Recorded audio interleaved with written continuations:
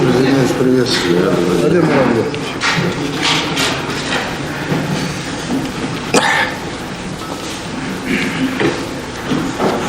Хайырлы күн, hürmetli Devlet Совета депутатлары, hürmetli Рустам Нургалиевич, бүгінгі отырышта қатнашушылар.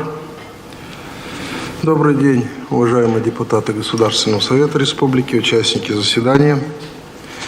В связи с неблагоприятной эпидемиологической ситуацией, в то же время необходимостью принятия мер по нераспространению коронавирусной инфекции в республике, введен режим повышенной готовности и установлены ограничительные мероприятия. В этих условиях Государственный Совет не прерывает свою деятельность, парламент перешел на новый порядок работы. Отменены массовые мероприятия, депутаты работают удаленно. В дистанционном режиме проведено заседание всех комитетов Государственного Совета. Сегодня заседание парламента республики в соответствии с решением Президиума Государственного Совета от 17 апреля проводится в режиме видеоконференц-связи. Все депутаты Государственного Совета распределены в 6 залах. Зал номер 1 – зал заседаний Государственного Совета Республики Татарстан. Зал номер 2 – зал заседаний Кабинета министров Республики Татарстан. Зал 3 – конференц-зал Министерства культуры Республики Татарстан. Зал 4 – зал мэрии города Казани. 5 зал – видеоконференц-связи исполнительного комитета города Набережные Челны. Зал 6 – зал видеоконференц-связи исполнительного комитета Альметьевского муниципального района. Это первый подобный опыт за всю историю развития парламентаризма в республике. Несмотря на введение ограничений, мы должны обсудить и принять важные для республики в сложившейся ситуации законы.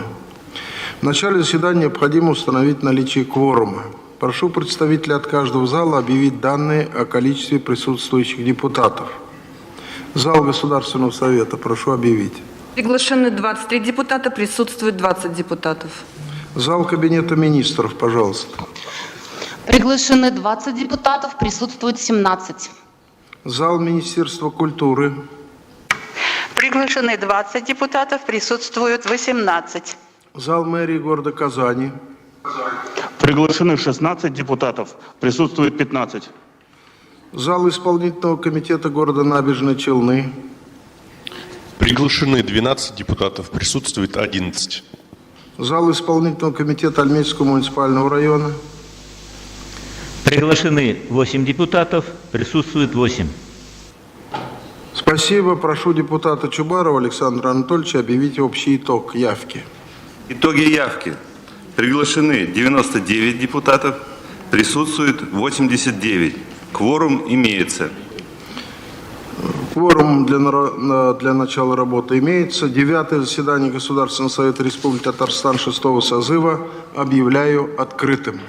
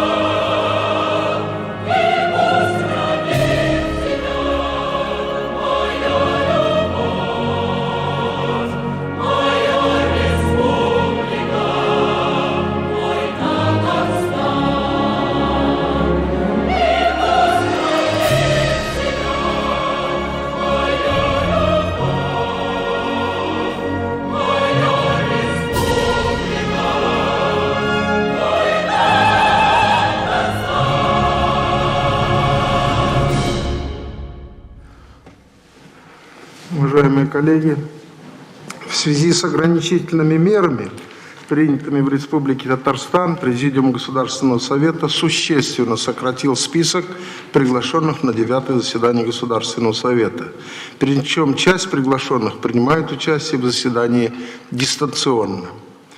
Позвольте объявить о том, что в работе нашего заседания принимает участие президент Республики Татарстан, премьер-министр Республики Татарстан и отдельные члены правительства, полномочный представитель президента Республики в Государственном Совете, руководитель аппарата президента, полномочный представитель Кабинета министров правительства Республики Татарстан в Государственном Совете, заместитель премьер-министра Республики Татарстан, председатель Верховного суда, главный федеральный инспектор по Республике Татарстан, министр внутренних дел по Республике Татарстан, начальник управления Федеральной службы безопасности Российской Федерации по Республике Татарстан, прокурор Республики Татарстан, председатель счетной палаты.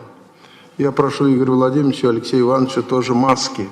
Принесите, пожалуйста, пусть сотрудники аппарата принесут, чтобы они одели. Представители средств массовой информации, аккредитованные в парламенте, работают дистанционно. Ведется прямая радиотрансляция и трансляция сети интернет 9-го заседания Государственного Совета Республики. Уважаемые депутаты, 15 апреля состоялось заседание Центральной избирательной комиссии Республики, на котором вакантный мандат депутата Государственного Совета Республики Татарстан 6-го созыва был передан Власову Валерию Александровичу. Покажите нам его, он должен принимать сегодня полномочное участие. Вот он здесь. Выдвинут он Татарстанским региональным отделением Всероссийской политической партии «Единая Россия».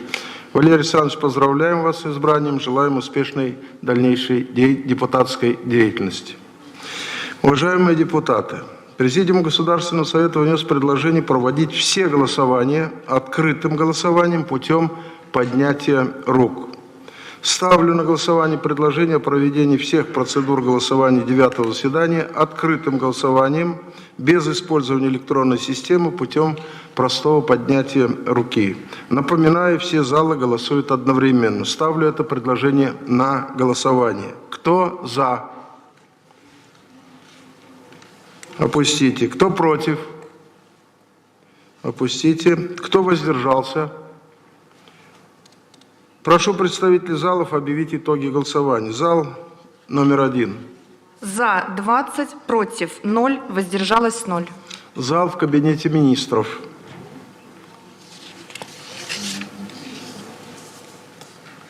Итоги голосования объявите, пожалуйста.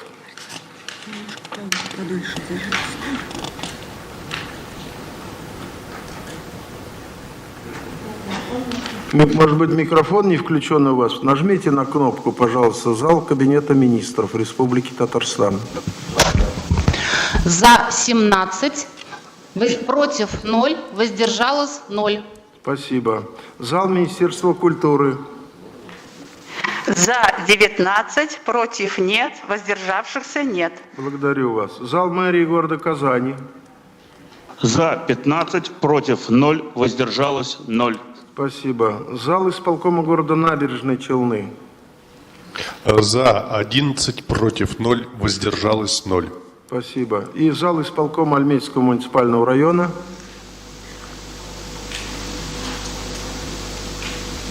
За 8, против 0, воздержался 0. Благодарю вас. Александр Анатольевич Чубаров, объявите и общий Итоги итог голосования. За 90, против 0, воздержался 0. Спасибо. Решение принято. Спасибо. Будем принимать решение, как договорились, открытым голосованием. Поскольку все голосования сегодняшнего заседания будут проводиться в ручном режиме, нам необходимо избрать счетную комиссию 9-го заседания Государственного Совета. Президиум Государственного Совета рекомендовал избрать счетную комиссию таким образом, чтобы в каждом зале присутствовал член счетной комиссии. Предлагается избрать счетную комиссию в следующем составе. Руководитель счетной комиссии депутат Чубаров Александр Анатольевич, члены счетной комиссии Атласов Николай Михайлович, Воронова Ольга Михайловна, Михеев Альмир Александрович, Мухаммадеев Рустам Набиулович, Рыбакова Людмила Николаевна и Тарханова Алсу Абдрахмановна. Кроме того, предлагается возложить функции секретариата весенней сессии на эту счетную комиссию для оперативной передачи информации председательствующему. Проект постановления счетной комиссии у вас, коллеги, на руках. Ставлю на голосование постановление счетной комиссии о счетной комиссии 9-го заседания Государственного Совета. Кто за? Опустите, пожалуйста. Кто против? Опустите, пожалуйста. Кто воздержался? Прошу представителей залов объявить итоги голосования. Зал номер 1. За 20, против 0, воздержалось 0. Зал номер 2. Кабинет министров. За 17, против 0, воздержалось 0. Зал Министерства культуры. За 19, против 0, воздержалось 0. Зал мэрии города Казани.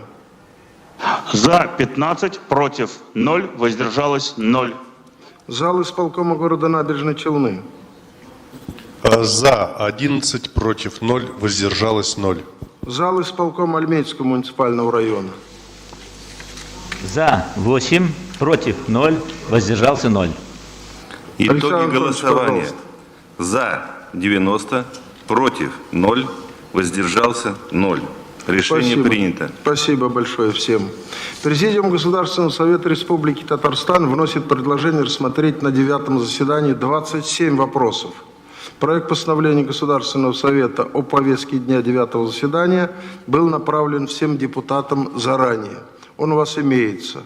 Ставлю на голосование проект постановления о повестке дня 9-го заседания Государственного Совета о принятии его за основу. Кто за данное предложение, прошу голосовать.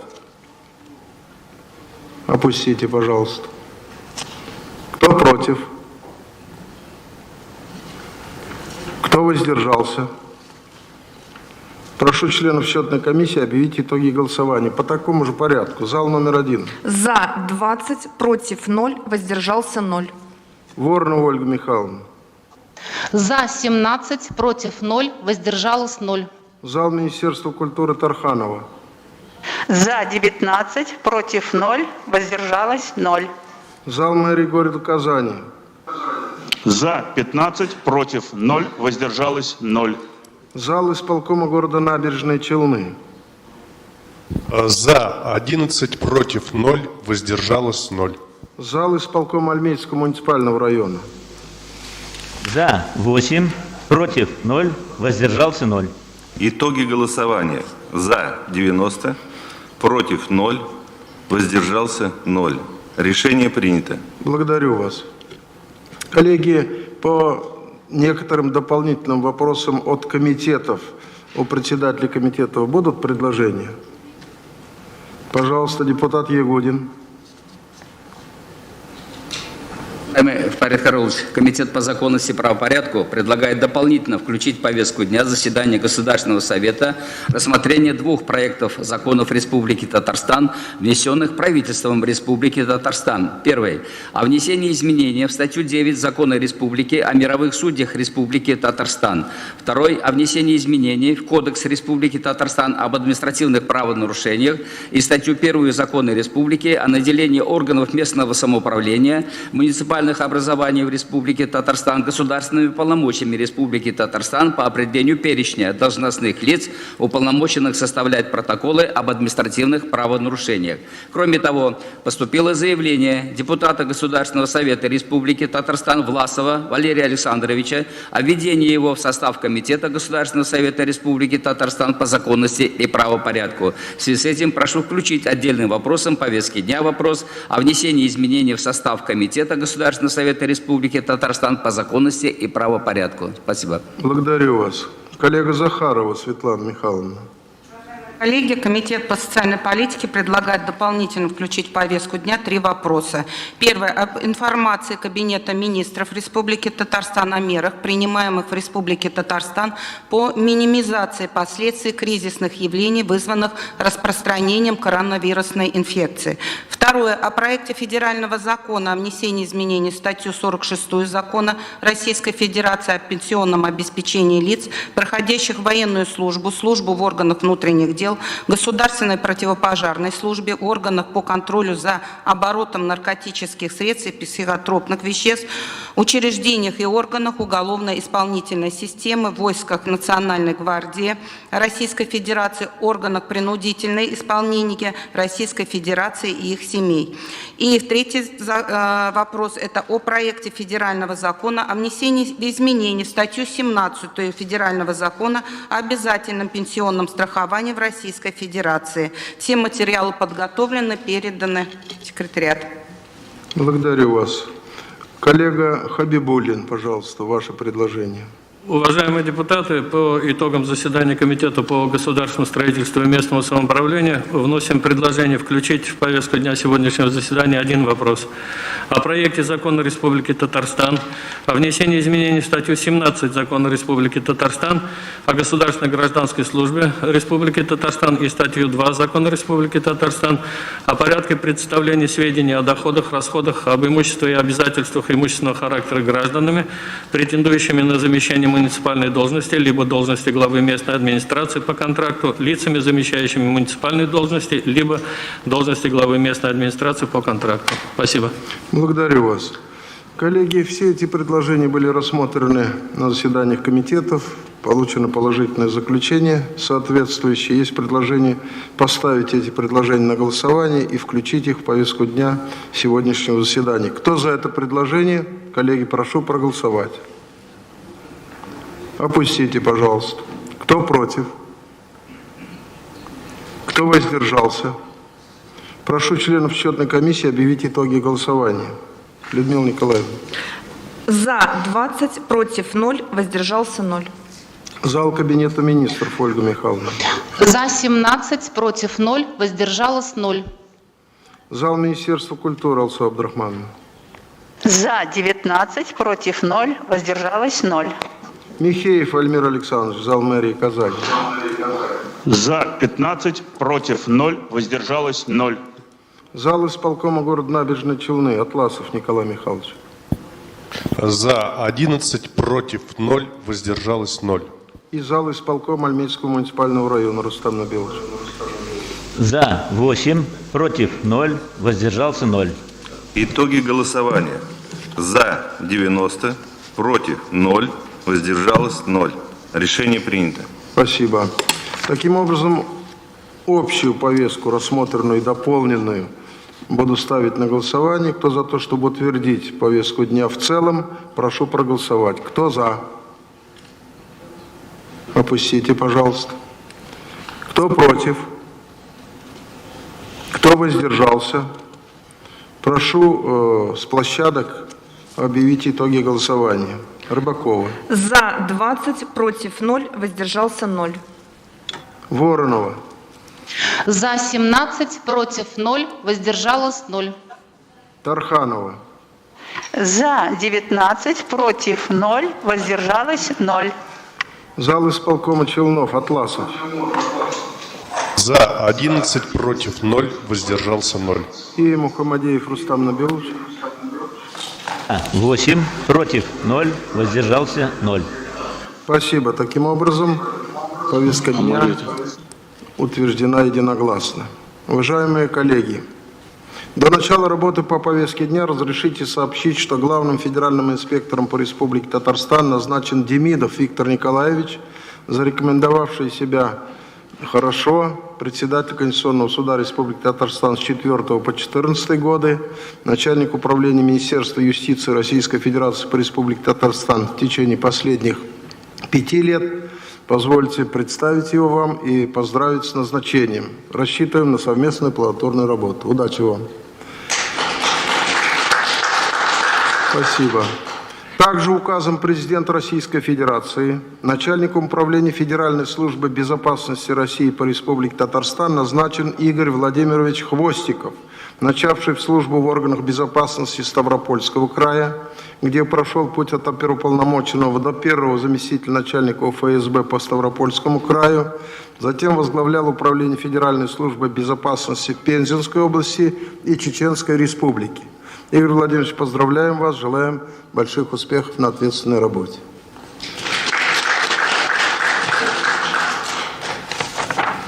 Коллеги, переходим к рассмотрению вопросов повестки дня. Первый вопрос о внесении изменений в регламент Государственного совета Республики Татарстан. Докладчик по этому вопросу председатель Комитета по законности и правопорядку депутат Ягудин Шакир Шахмедович. У меня будет огромная просьба к вам, учитывая особый режим нашей сегодняшней работы, минимизировать, и доклады, и выступления, и вопросы, для того, чтобы вот в таком режиме технологические сложности с голосованием, затратное время, нам оперативно рассмотреть все включенные в повестку дня вопросы. Пожалуйста. Уважаемый Константин Каревич, уважаемые депутаты и приглашенные. Проект постановления Государственного совета Республики Татарстан о внесении изменения в регламент Государственного совета Республики Татарстан, а именно дополнение его новой главой 35 со значком 1, разработан депутатами Государственного совета Республики Мавриной и Ягудиным в целях обеспечения постоянного функционирования Государственного совета в периоды режима повышенной готовности, режима чрезвычайной ситуации, ограничительных мероприятий, карантина, чрезвычайного или военного положения. В связи с этим проектом постановления предлагается внести в регламент изменения, предусматривающие возможность установления в Государственном совете особого порядка его работы на период действия специальных режимов. Такой порядок предлагается вводить по решению председателя Государственного совета Республики Татарстан. В период действия особого порядка предусматривается возможность проведения заседаний Государственного совета и его органов в режиме видеоконференц-связи с использованием информационно-телекоммуникационных сетей. Решения о проведении таких заседаний будут приниматься Президиумом Государственного совета в отношении заседаний Государственного совета, председателем Государственного совета в отношении заседаний Президиума Государственного совета и председателями комитетов и комиссий Государственного совета в отношении заседаний указанных органов. Учитывая технические особенности проведения заседаний Государственного совета посредством видеоконференц-связи, предлагается установить, что решения на таких заседаниях будут приниматься открытым голосованием без использования электронной системы. Также проектом постановления предусматривается возможность принятия в исключительных случаях, не терпящих отлагательства, решений Государственного совета, его президиума, комитетов и комиссий Государственного совета путем проведения голосования опросным методом. При этом определяется, что голосование путем опроса депутатов осуществляется в порядке, предусмотренном уже статьей 78 со значком 1 регламента Государственного совета в отношении решения Госсовета и в порядке, установленном статьей 16 со значком 1 регламента Государственного совета в отношении решений Президиума Государственного совета Республики. Голосование путем опроса по решениям комитетов и комиссий осуществляется с использованием опросных листов, в которых отражается позиция члена комитета, комиссии по каждому вопросу. В проекте предусматривается возможность проведения в дистанционной форме и парламентских слушаний. Приглашенные по решению Президиума Государственного совета лица могут принимать участие в заседании Государственного совета в дистанционной форме с использованием информационно-телекоммуникационных сетей связи. Трансляцию заседания Государственного совета в дистанционной форме предлагается осуществлять на официальном сайте Государственного совета в сети интернет и при необходимости также на иных информационных ресурсах в сети интернет. Проект рассмотрен на заседании Комитета по законности и правопорядку 14 апреля текущего года и поддержан Комитетом. На проект получены положительное заключение правового управления аппарата Государственного совета, а также положительная лингвистическая экспертиза. Уважаемые коллеги, прошу проект постановления поддержать и принять его в целом. Спасибо за внимание. Вас. Присаживайтесь, пожалуйста. Спасибо. Коллеги, включите, пожалуйста, микрофон. Прокофьев. Артем, пожалуйста. Уважаемый Фарид Харулович, уважаемые депутаты, я хотел бы обратить внимание, что в регламенте, помимо того формата, в котором мы сейчас проводим с вами заседание, и это объяснимо, это логично с учетом той ситуации, которая сложилась, прописывается еще порядок опросного голосования по всем вопросам. Если мы ранее с вами утвердили возможность опросного голосования по федеральным законопроектам, это еще можно объяснить, потому что все-таки их принимает Государственная Дума и Совет Федерации, а мы лишь одобряем или не одобряем. Но здесь статья 204.5, она предлагает любые вопросы рассматривать, дает возможность любые вопросы рассматривать опросным путем. Это убивает сам смысл представительной демократии. Фарид Харулович, вы даже сегодня сказали, что мы с вами обсудим и примем. Действительно, даже этот формат, он позволяет нам обсудить и принять. Но опросное голосование, о каком обсуждении может идти речь? Поэтому я предлагаю, коллеги, вот из этих изменений, которые предлагаются, убрать статью 204.5, возможность опросного голосования по любым вопросам, которые предусмотрены этой статьей. Пожалуйста, прокомментируйте, Шакир Шахмедович. Реалии жизни таковы, что требуется включение и этого параметра. Пожалуйста, Шакир Шахмедович. Уважаемый Фарид Харулович, совершенно правильно вы отметили, что реалии жизни могут быть самыми различными, в том числе самые исключительные случаи, не терпящих отлагательств, в частности, те, которых мы сегодня проживаем, и это еще не самые исключительные, скажем, то, что возможны разные ситуации, вплоть до чрезвычайных положений и военных положений, это у нас отмечено, возможны такие ситуации. Поэтому проведение опроса депутатов вполне укладывается в рамки принципов, заложенных и в Конституции, и в нашем регламенте. Регламент оговаривает, что то, что предлагается, это исключение из общих правил в исключительных случаях, не терпящих отлагательства. Спасибо. Спасибо. Я бы еще и добавил, одну минуточку, достаточно. Я бы еще и добавил, что эта норма работает только в исключительное время, которое руководство республики или федеральный центр объявляет особый режим. Значит, на этот период. В остальном действует регламент Государственного совета, принятый ранее. Жизнь диктует необходимость этого.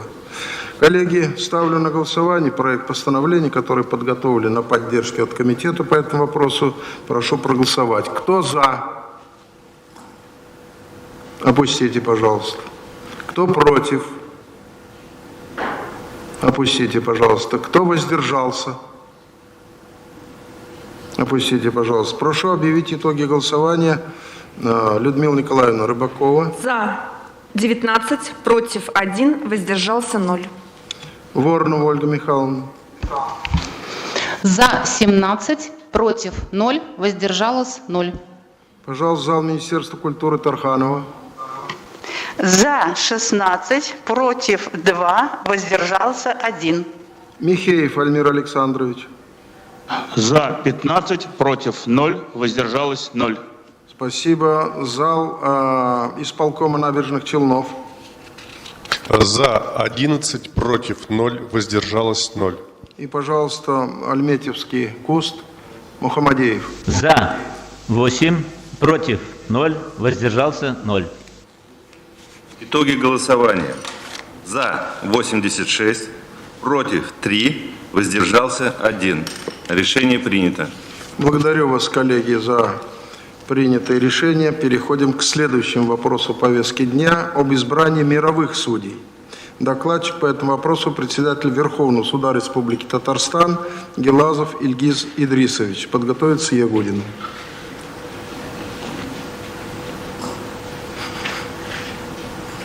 Добрый день.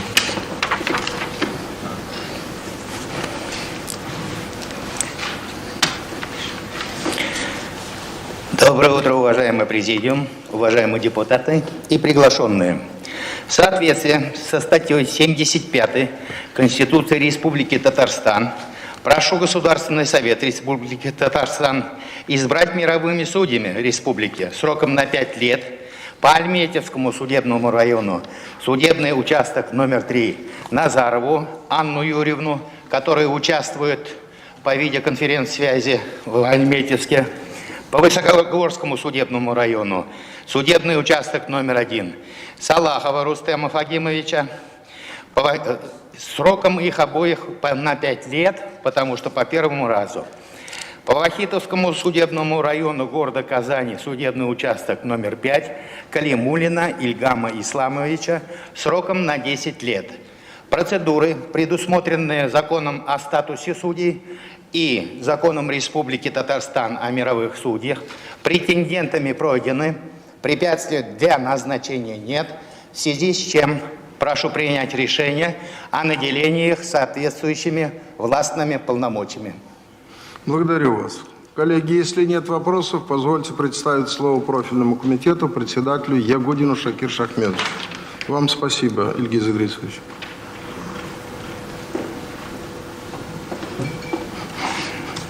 Уважаемый Рустам Нургалиевич, уважаемый Фарид Харулович, уважаемые депутаты и приглашенные. Предложенные Верховным судом Республики Татарстан кандидатуры на должности мировых судей Республики Татарстан рассмотрены Комитетом по законности и правопорядку. Каких-либо обстоятельств, препятствующих избранию представленных кандидатур на должности мировых судей в соответствии с требованиями федеральных законов и закона Республики о мировых судьях, не выявлено. Уважаемые коллеги, комитет рекомендует избрать предложенные кандидатуры, а именно Назарову Анну Юрьевну мировым судьей судебного участка номер 3 по Альметьевскому судебному району Республики Татарстан и Салахова Рустема Фагимовича мировым судьей судебного участка номер 1 по Высокогорскому судебному району Республики, обоих сроком на 5 лет, и Калимуллина Ильгама Исламовича мировым судьей судебного участка номер 5 по Вахитовскому судебному району города Казани сроком на 10 лет. Заключение правоуправления аппарата Государственного совета по кандидатам положительное. Просим вас, уважаемые коллеги, поддержать предложенные кандидатуры. Спасибо. Спасибо. Присаживайтесь, пожалуйста. Уважаемые коллеги, переходим в соответствии с действующим законом и регламентом Государственного совета к персональному рассмотрению предложенных кандидатур. Избрать мировым судьей по Альметьевскому судебному району Республики Татарстан судебный участок номер 3 Назарову Анну Юрьевну.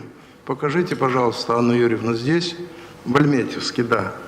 Если нет, коллеги, вопросов, ставлю на голосование. Кто за то, чтобы это предложение поддержать? Кто за? Опустите, пожалуйста. Против? Воздержавшихся? Нет. Прошу коллег с мест проинформировать о ходе голосования. Людмила Николаевна. За 20, против 0, воздержался 0. Зал Кабинета министров, депутаты. За 17, против 0, воздержалось 0. Тарханова, зал Министерства культуры, коллеги. За 19, против 0, воздержалось 0. Зал мэрии города Казани, Михеев. За 15, против 0, воздержалось 0. Атласов Николай Михайлович. За 10, против 1, воздержалось 0. Из Альметьевского муниципального района Мухамадеев, коллега. За 8, против 0, воздержался 0. Итоги голосования. За 89, против 1, воздержалось 0. Решение принято. Спасибо всем большое. Давайте поблагодарим и пожелаем успешной деятельности вновь назначенным мировым судьям по Республике Татарстан. Да, общее голосование за постановление. Я извиняюсь, хотя площадки проголосовали. Ставлю на голосование за проект постановления в целом. Кто за данное предложение, прошу проголосовать. Персонально? Фу ты. Вот что значит новый режим работы. Персонально мы не проголосовали по кандидатуре Салахова Рустема Фагимовича. Вот он здесь. Ставлю на голосование, кто за то, чтобы поддержать эту кандидатуру. Кто за? Опустите, пожалуйста. Против? Воздержавшихся нет. Но мы вновь вынуждены послушать информацию с места. Пожалуйста. За 20, против 0, воздержался 0. Вторая площадка. За 17, против 0, воздержалось 0. Третья площадка. За 19, против 0, воздержалось 0. Четвертая площадка. За 15, против 0, воздержалось 0. Пятая площадка, пожалуйста. За 11, против 0, воздержалось 0. Шестая площадка, Альметьевск.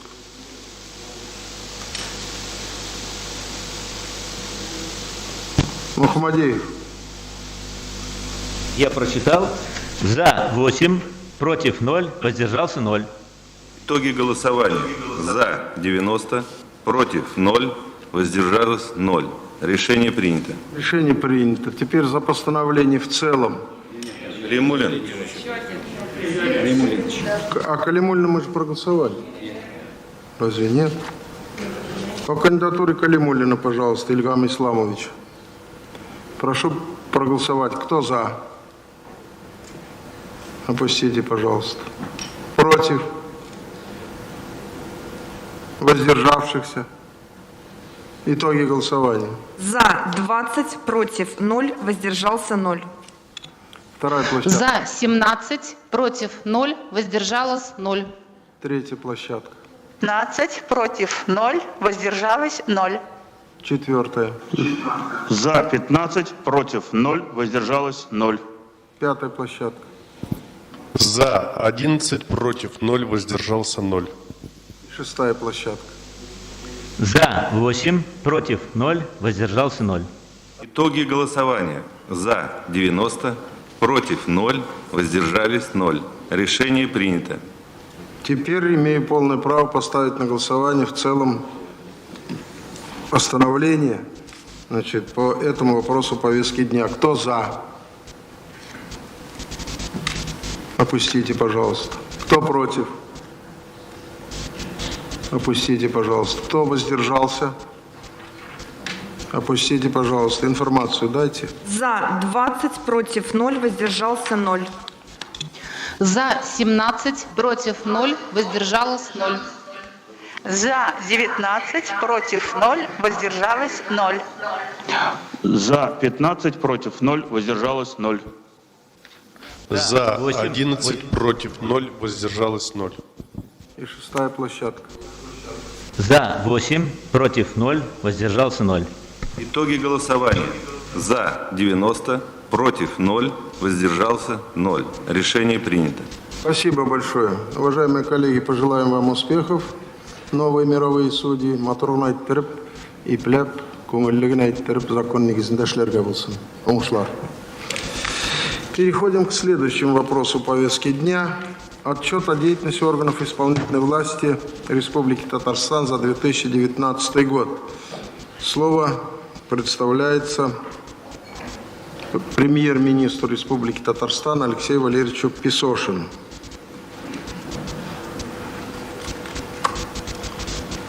Хочу сообщить, Алексей Валерьевич в курсе, о том, что этот отчет был рассмотрен во всех комитетах Государственного Совета, был поддержан, и депутаты в своих выступлениях на комитетах внесли предложение Государственному Совету не открывать широких прений по этому докладу. Год в целом успешно был завершен, достигнуты многие показатели развития республики успешно реализованы.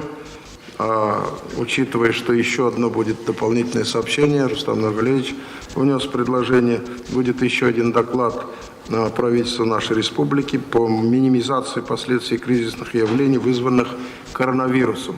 Я прошу ограничить, значит, задавание вопросов. Год завершен. Прошу вас, Алексей Валерьевич, доложить.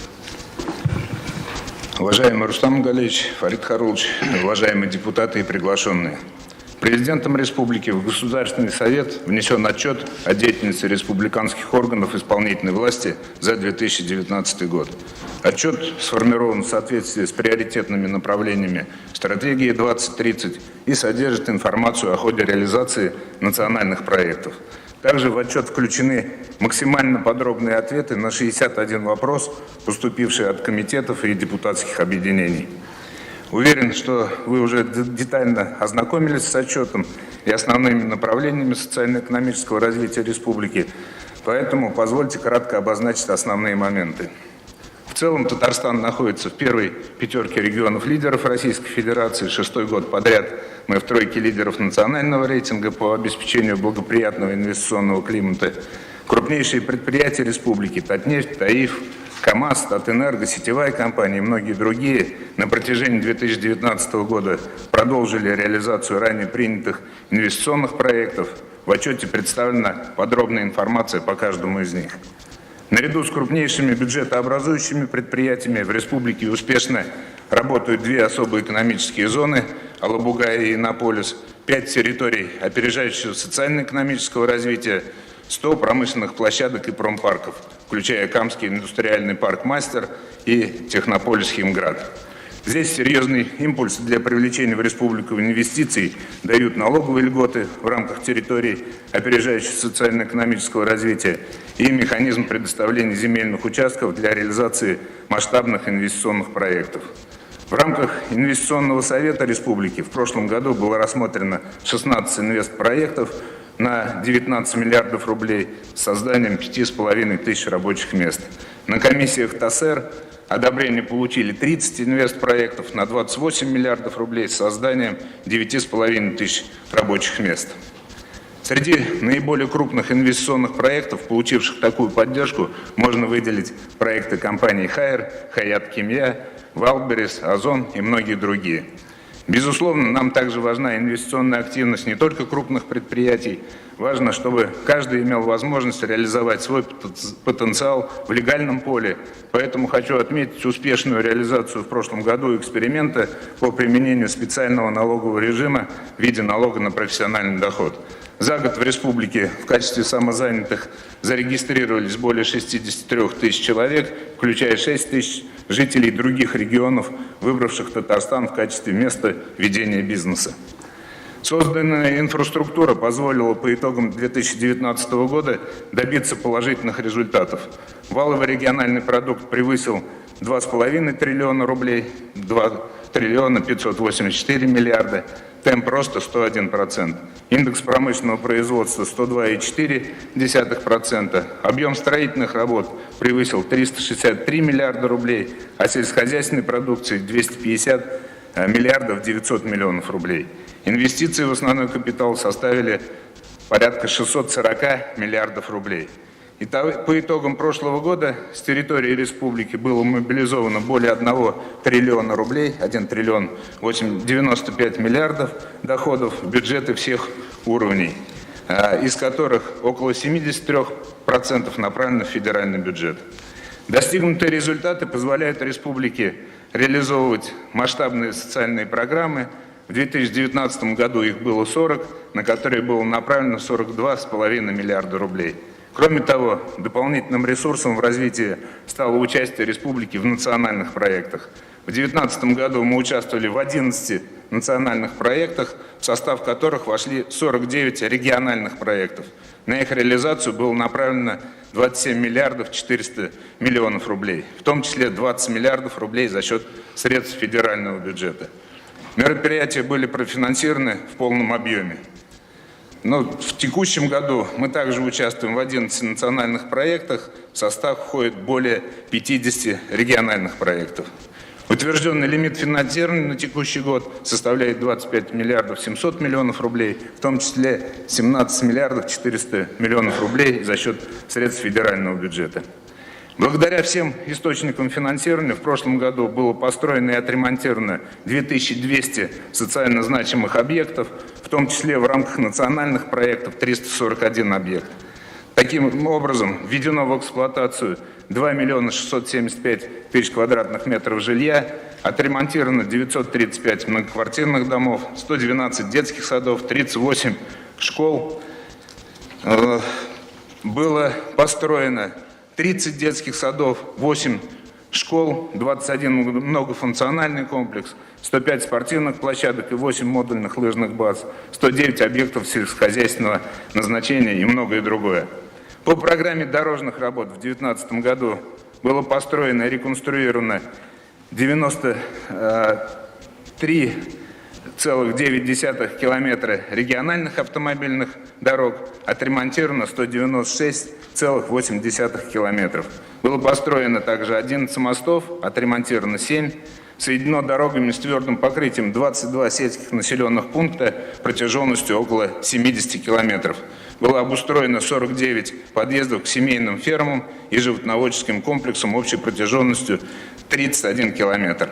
Были повышены транспортные и эксплуатационные условия на 63 школьных маршрутах. Построены 33 подъездные дороги к садовым обществам общей протяженностью более 26 километров.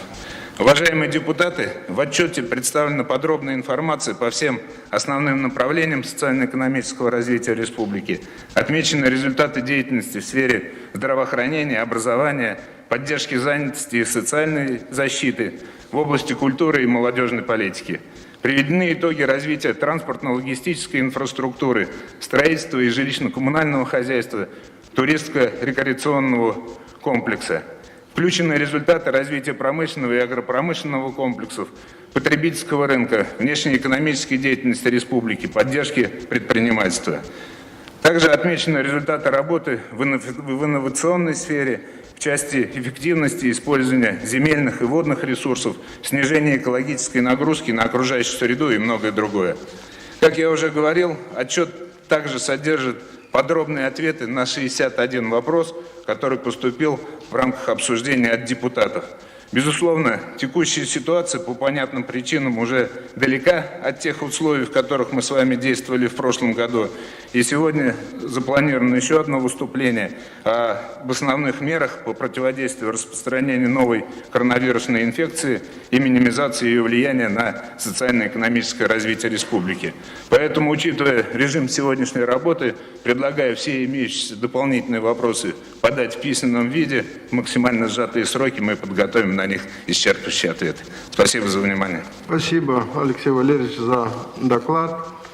Коллеги, как мы и договорились, тщательно обсуждался на комитетах этот доклад, подписанный президентом, он обстоятельный. У меня есть большая просьба вопросы ограничить. А в проекте постановления, который мы рекомендуем, предложение Алексея Валерьевича, поступавшие предложения и вопросы, которые на заседаниях комитетов и на президиуме, когда мы смотрели этот вопрос, значит, направить в письменном виде в правительство, так же, как мы поступали и ранее по тем 60 с лишним вопросам, на которые получили очень обстоятельный, открытый, откровенный вопрос. Коллеги, по порядку ведения, пожалуйста, Прокофьев. Фарид Харулович, смотрите, действительно у нас есть много вопросов, да, но с учетом того, что ситуация такая, мы с пониманием относимся, но, смотрите, в последнее время сложилась практика, что нам не отвечает премьер-министр сам. То есть мы пишем на него запрос, депутаты, подписывают заместители. Это стало постоянной практикой. Вот если мы сейчас с вами договариваемся, что мы в письменном виде направляем вопросы, мы хотели бы получить в соответствии с законодательством Республики Татарстан ответы, подписанные вами. И если мы так договоримся, тогда давайте не будем задавать сейчас вопросы, мы их направим в письменном виде. Я не вижу в этом проблем, пожалуйста. Я думаю, проблем нет в этой части. Уважаемые коллеги, ставлю на голосование подготовленный проект постановления о принятии к сведению отчета о деятельности органов исполнительной власти. Он из 3 пунктов, в том числе сформулированы вот эти вопросы, которые могут быть направлены, предложения в правительство нашей республики, обязательно там рассмотрены. Ставлю на голосование, кто за то, чтобы принять подготовленный проект постановления по этому вопросу повестки дня. Кто за?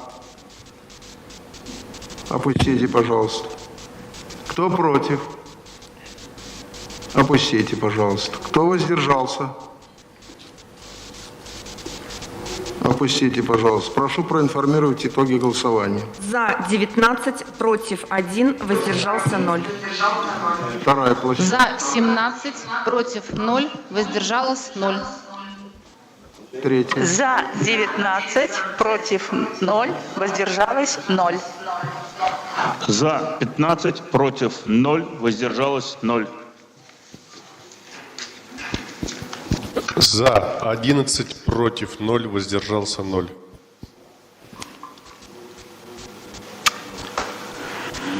Шестая площадка. Мухаммадеев. Что-то затягивается. Альметьевс далеко, видимо. Рустам Набиуллович. Включите площадку, Альметьевс. Микрофон включите, пожалуйста, депутату Мухаммадееву.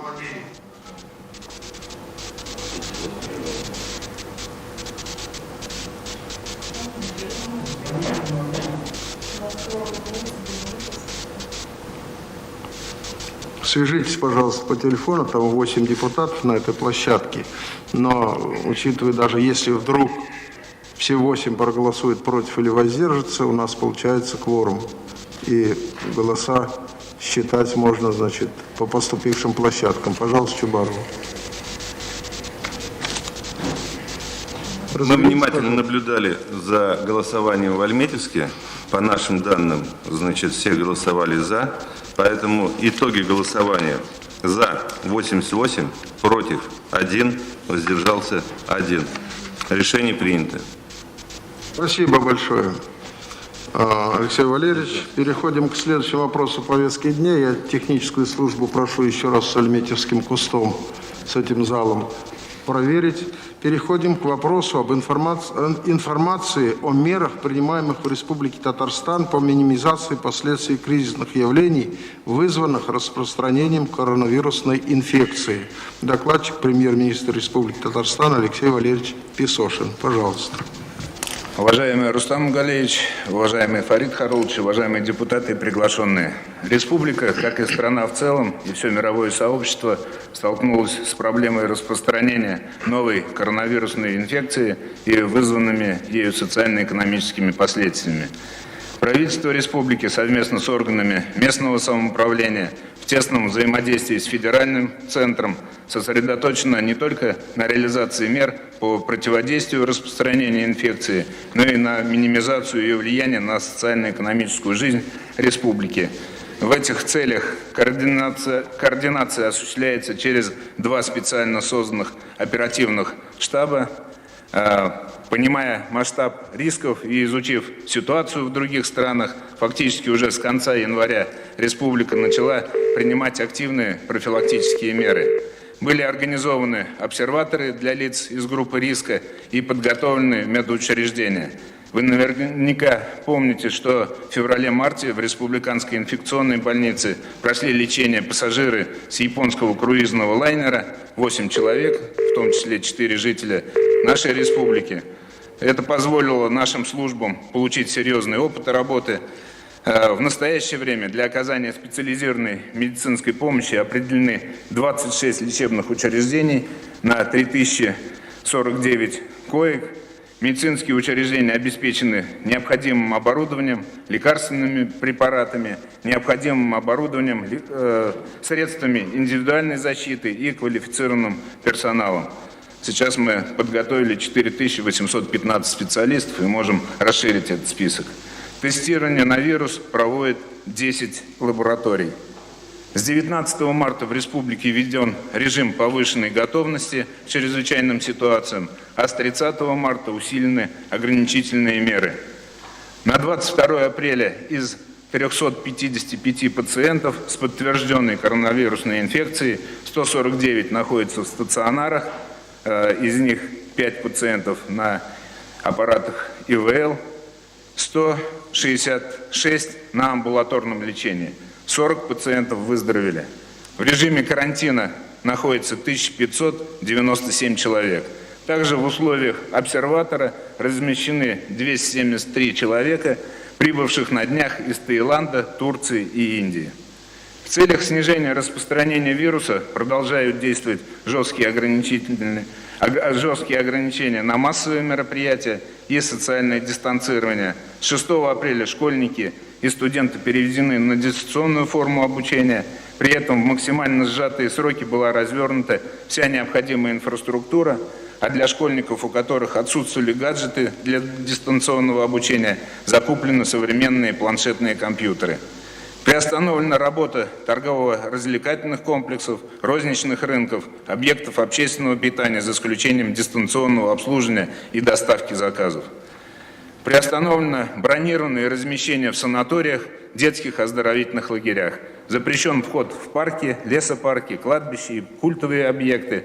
С 20 апреля нельзя находиться в торговых объектах, магазинах и в общественном транспорте без средств индивидуальной защиты органов дыхания, масок и респираторов. Прекращены межмуниципальные перевозки пассажиров и багажа. Учреждения, предприятия и организации частично находятся на удаленном режиме работы.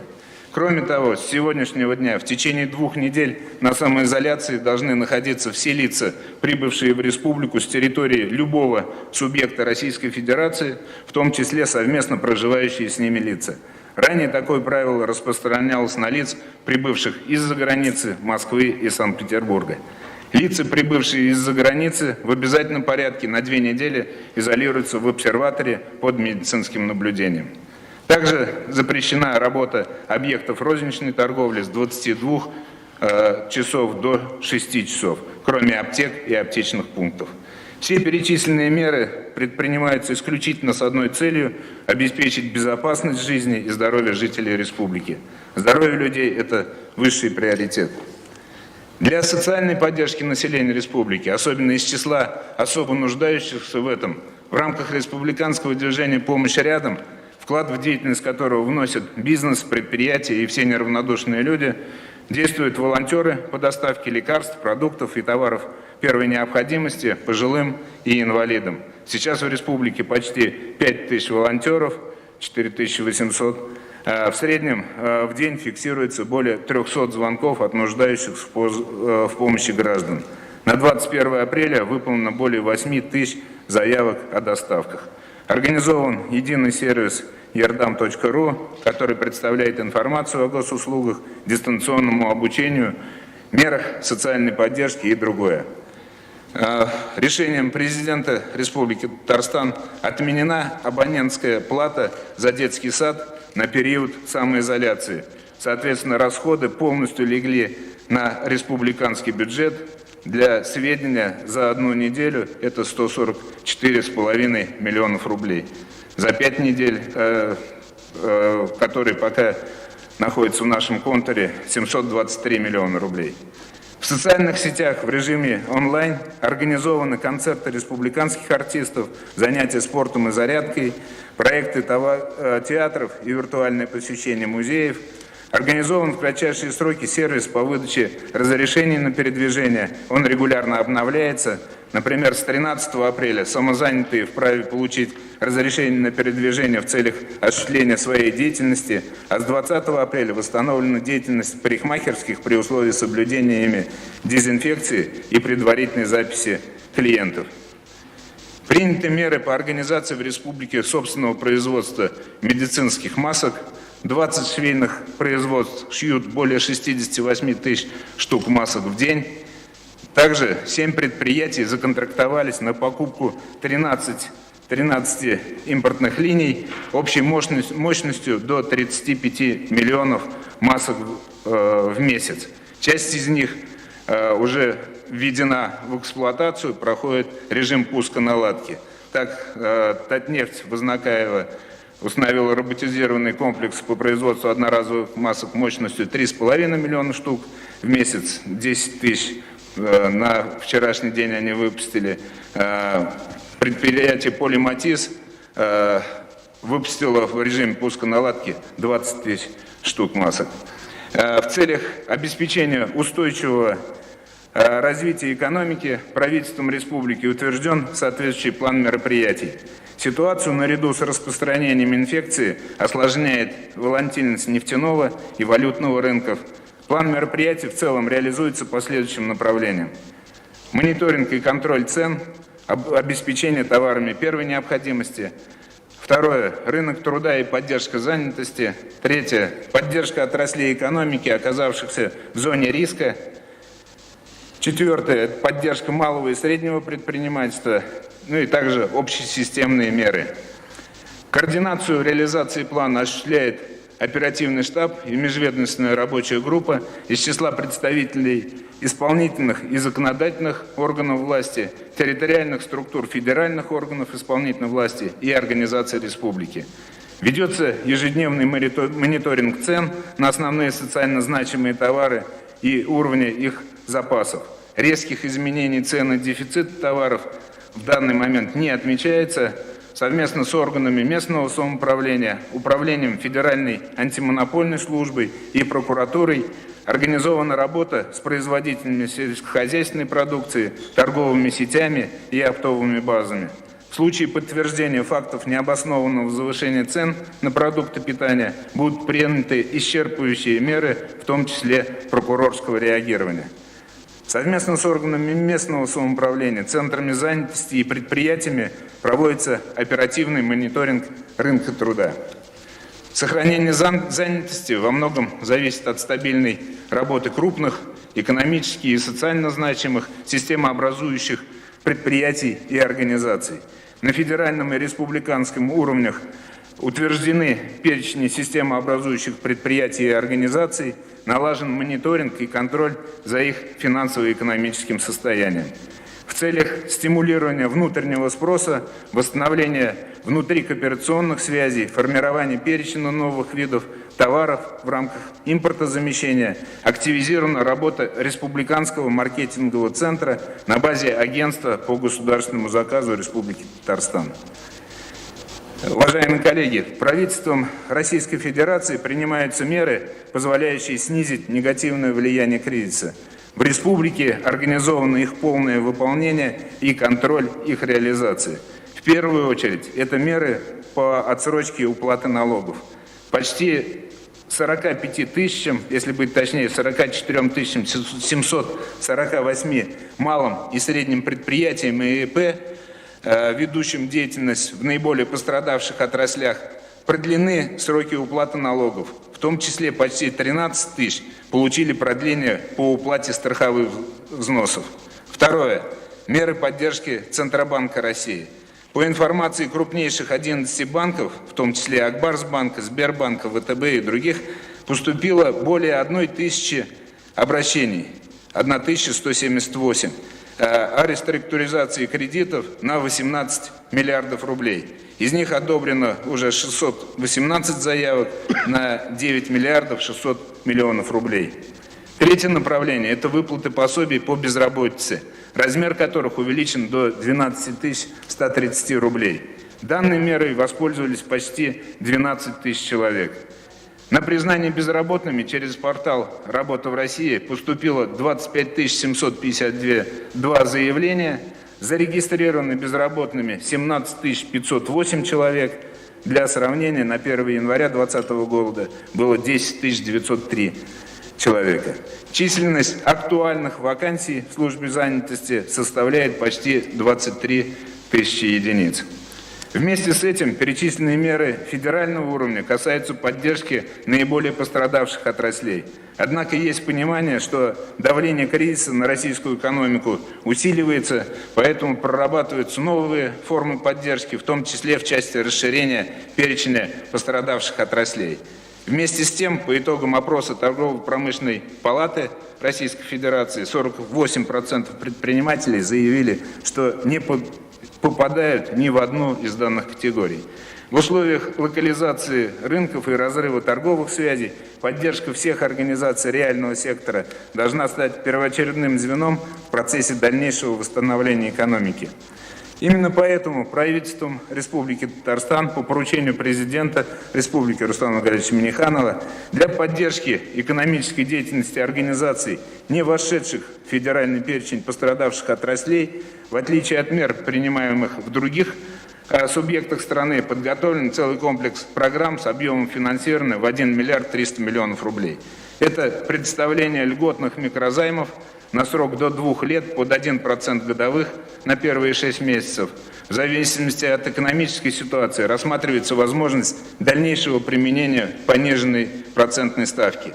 Данные средства помогут предприятиям решать вопросы с закупкой сырья, оплатой услуг, приобретением оборудования и выплатой заработной платы.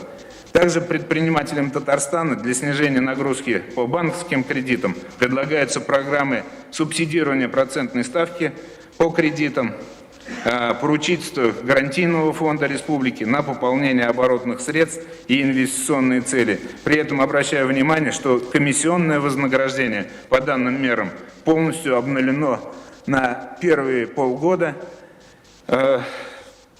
Наряду с этим гарантийный фонд республики оказывает поддержку предприятиям через реструктуризацию долгов. Процедуры республиканских мер поддержки будут максимально прозрачными, простыми для оформления и понятными для использования.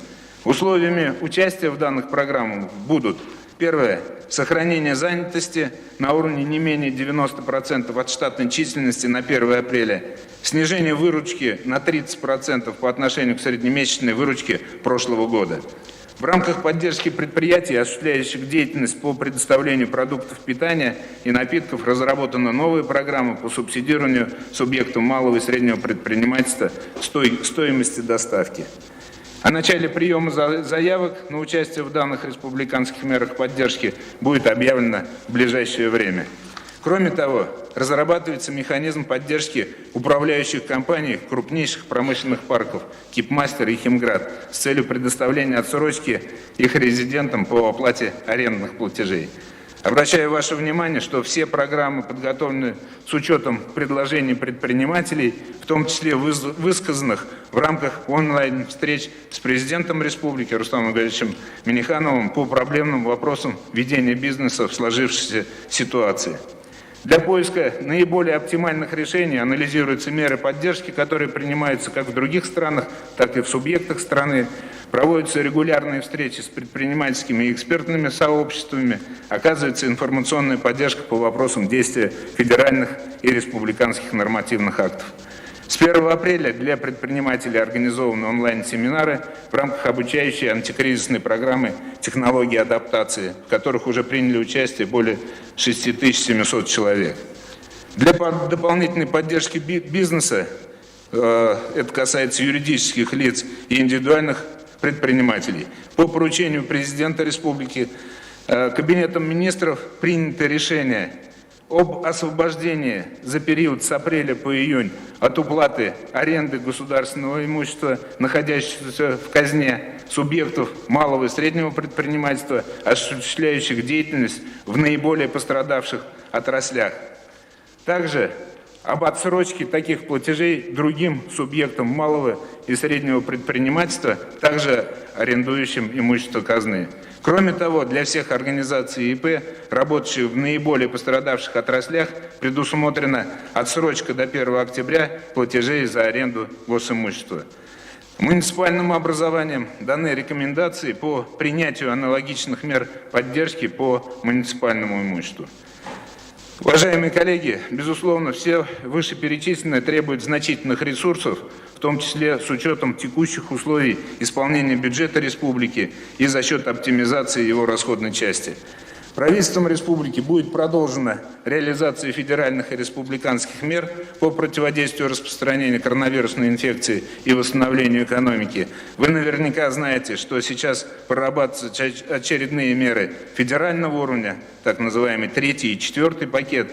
Наша задача будет оперативно довести до каждого получателя эти меры и обеспечить контроль за их выполнением.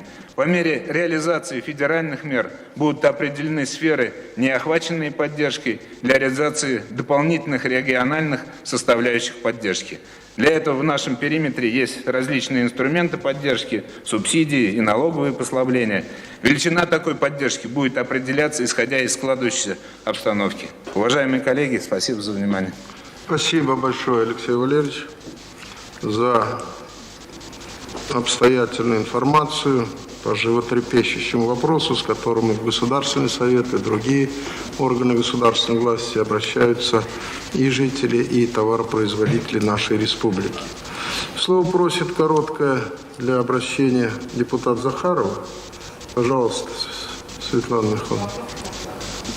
Вопросов нет пока? Давайте. С места. Включите микрофон. Это не вопрос к нему? Нет, нет. Я думал, вопрос... Я просто думаю, если у коллег вопросы будут. У кого вопрос? Гафуров тут записался с площади. Тоже... Прокофьев тоже просит. Вопрос, пожалуйста. Вопросы можно задать, пожалуйста.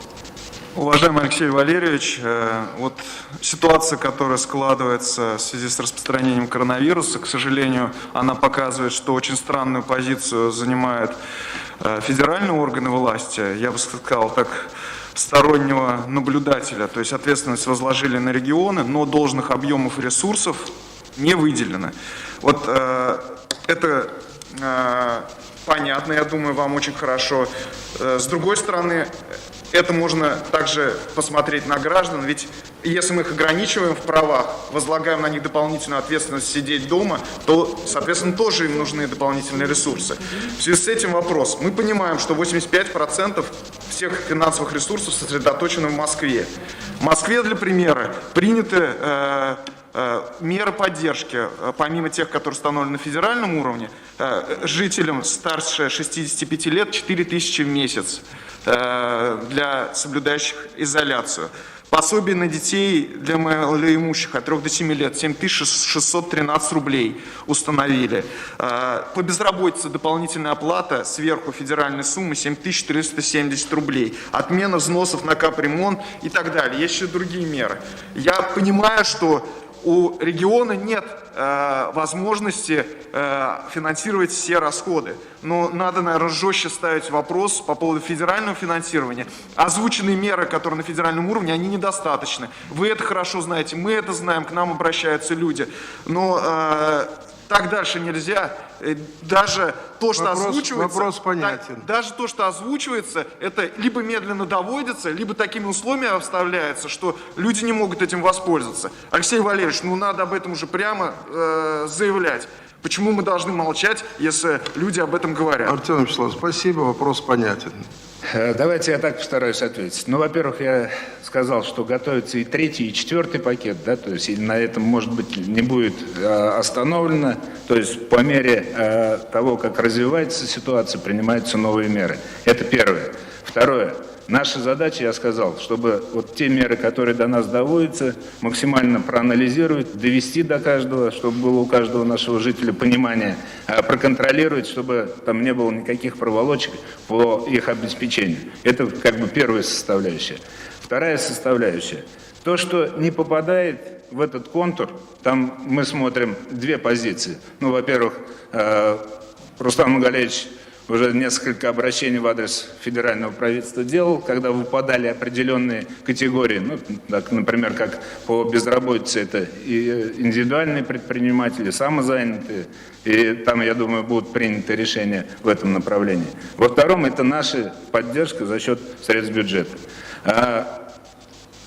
Сделать сейчас все меры, которые предпринять, чтобы всем было хорошо. Ну, во-первых, это, наверное, не совсем реально. Потом мы до конца, как и вся страна, и весь мир не знает глубины того, что происходит. Для понимания, бюджет республики только за первый квартал потерял более 12 миллиардов доходов. И как будет развиваться ситуация в апреле, в мае, мы еще увидим. Это первое. Во-вторых, значит, произведена некоторая оптимизация бюджета. Мы сохранили по поручению президента все действующие программы, потому что, с одной стороны, это и выполнение тех обязательств, которые мы брали на себя, с другой стороны, это обеспечение занятости. Не всегда нужно давать рыбу, нужно иногда давать и удочку. По мере развития ситуации будут приниматься дополнительные меры. Спасибо. Депутат Мугерман, площадка Набережных Челнов. Покажите его, пожалуйста. Ваш вопрос. Да, добрый день. Вопрос, Павел Валерьевич, следующий. Значительное количество людей у нас сегодня, как известно, занято в торговле, в торговых центрах. И сегодня торговые центры закрыты. При этом, несмотря на наличие 439-го постановления Кабмина Российской Федерации, торговые центры не пытаются снизить арендную плату арендаторов. Причины очень простые. Необходимо по-прежнему уплачивать арендную плату, необходимо по-прежнему уплачивать налоги на имущество. В этой связи у меня предложение, обращение рассмотреть возможность отменить поправочные коэффициенты, учитывающие виды используемых земельных участков, и установить для всех коэффициент 1, для того, чтобы торговые центры могли снизить арендную плату для своих арендаторов. Такими мерами в настоящее время занимается Московская область. Я считаю, что необходимо брать с них пример. Второе – это предложение малого и среднего предпринимательства, находящегося на упрощенной системе налогообложения, при объекте налог на доходы снизить до 1%, а доходы минус расходы до 5%. у нас, как у субъекта, такая возможность имеется. И третье, относительно выделяемой суммы льготных кредитов под 1%. У меня также большая просьба, значит, от малого и среднего предпринимательства рассмотреть возможность распространить это также на рефинансирование действующих кредитов. То есть также получать деньги процент на рефинансирование действующих кредитов. У меня все, спасибо. Спасибо. Ну, хотелось начать, наверное, с того, что в данной ситуации одной таблетки на все случаи нет и быть не может, поэтому работает оперативный штаб 3 раза в неделю. Он заседает, Митхат Равкатович, министр экономики, в зале находится, руководитель рабочей группы. Там все представители исполнительной власти, законодательной власти присутствуют наши федеральные коллеги, силовые структуры, и там вырабатываются все механизмы поддержки.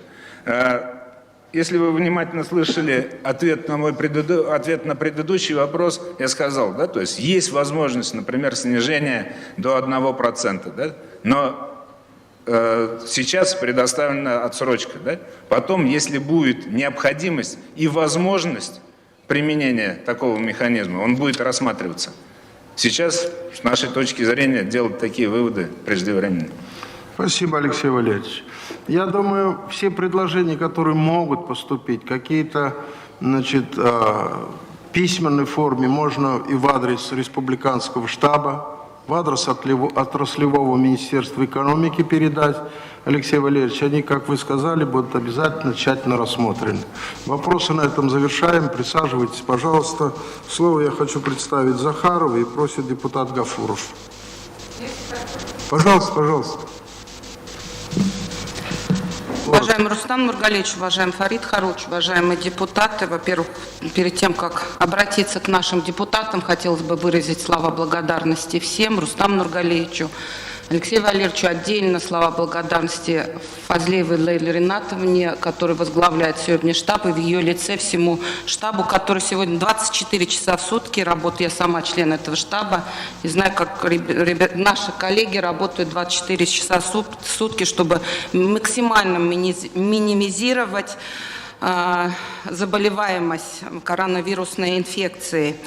Но мое выступление сегодня связано с обращением, с поддержкой наших медицинских работников, которые сегодня находятся на переднем плане борьбы с коронавирусной инфекцией. Это наши врачи, медицинские сестры, лаборанты, санитарки. Они фактически 24 часа в сутки работают без жалоб, спокойно, вот в таких тяжелых условиях выполняют свой долг. Вот мы сегодня сидим все с вами в масках, и нам уже тяжело. А наши вот мои коллеги, они работают в таких условиях 24 часа в сутки. И сегодня многие даже не могут домой уйти, ночуют в гостинице, благодаря тоже нашим, в общем-то, спонсорам.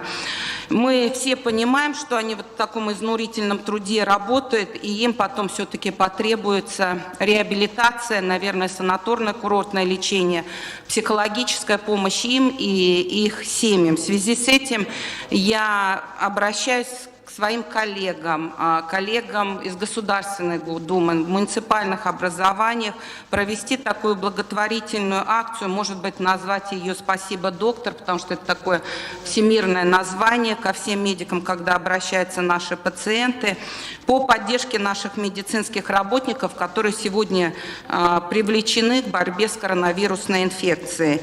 Каждый из нас для себя сам решит, сколько средств он может перечислить вот на эту акцию. Со своей стороны, как будучи врачом, готова ежемесячно до конца года перечислять в фонд этот сумму своего дневного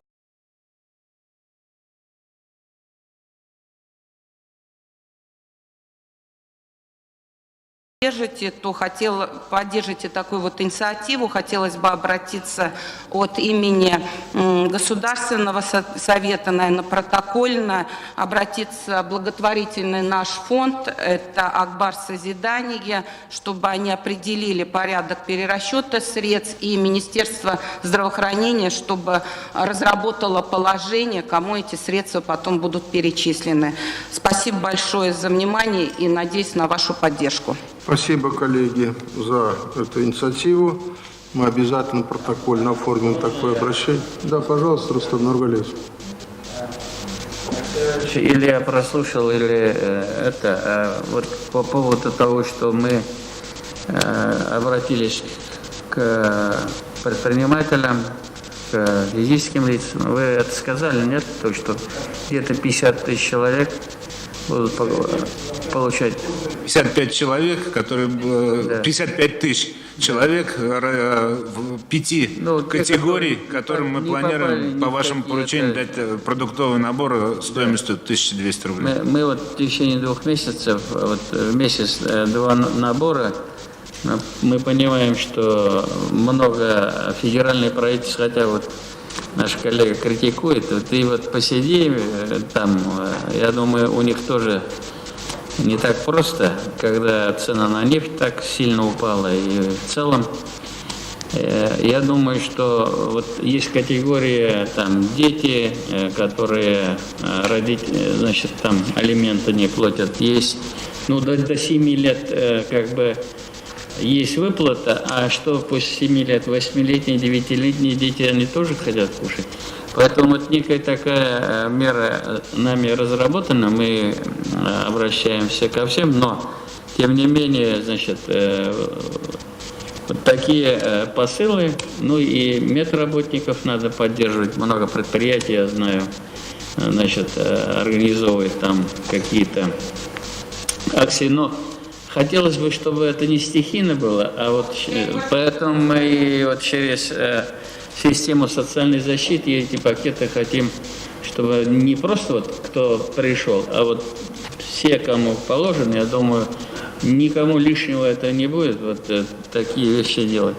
Ну и в прессе нам надо больше говорить. Вот компания «Татнефть» там организовала самолет, который привез там маски, привез станки, значит, огромное количество дезинфицирующего материала в нефтяной зоне они предоставляют там. Еще много компаний. Вот компания «Нефис» очень много по антисептикам помогает.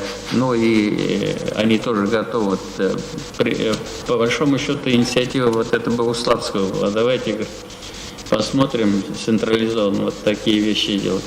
Поэтому мы целиком полностью поддерживаем, но у нас иногда благотворительность идет в одно место и все, и мы не видим. Надо, чтобы мы максимально посмотрели, вот какая категория сегодня наиболее не защищена и что мы можем сделать. Ну и было высказано, почему вот некоторые регионы приняли решение. Вот прежде чем решение принять, надо посмотреть. Мы еще месяц живем в этой ситуации, мы не знаем, какая глубина и как. Потом 12 миллиардов минус у нас у самих, да? Хайрши, хайр виралмы. Мы же не знаем, как мы выстроим отношения с федеральным бюджетом. Насколько можем ли мы простить или можем мы отсрочить. Но для нас каждое предприятие, оно тоже. Вот когда было принято решение кто там после марта или там зарегистрировался без работы, ему он получает. Ну, конечно же, неправильное решение. Нам надо сохранить предприятие, но вот федеральное правительство приняло решение, что но опять не все оказались. Самозанятые, индивидуальный предприниматель не имеет права. То есть эта работа идет. Эта работа идет, но наверное, я думаю, что и федеральных коллег можно критиковать, конечно. Лучше всего кого-то найти и его сильно поругать. Но я думаю, что те средства, которые на закупку, ну как вот 2 с лишним миллиарда мы получили на то, чтобы обновить технику, там это, получили средства для поддержки медработы. Ну, это же тоже поддержка. Сказать, что совсем да, но есть 3-й, 4-й пакет. Нам надо активнее работать в этих вопросах. Поэтому я считаю, что мы с утра вот 8 часов собираемся, обсуждаем, где что. Ведь самая проблема в том, что количество инфицированных увеличивается, мы уже теряем контакт откуда. Если мы первые случаи, там, первые 100 человек, 150 человек знали, откуда это пришло, сегодня мы уже теряем. Огромное количество людей, вахтовиков у нас, вот даже в сельских районах. Мы вынуждены были сначала в Москву, Питер, а уже сейчас приняли решение, чтобы кто в республике приехал, ну, должен пройти карантин. И вот что такое карантин, да? Он пришел, он вроде бы в карантине, а там семья, да? Значит, она пошла в магазин или там еще кто-то зашел к ним за солью, за хлебом. И все, вот пошло-поехало. Очень непросто, очень непростая ситуация. Вы представляете, вот как организовать работу?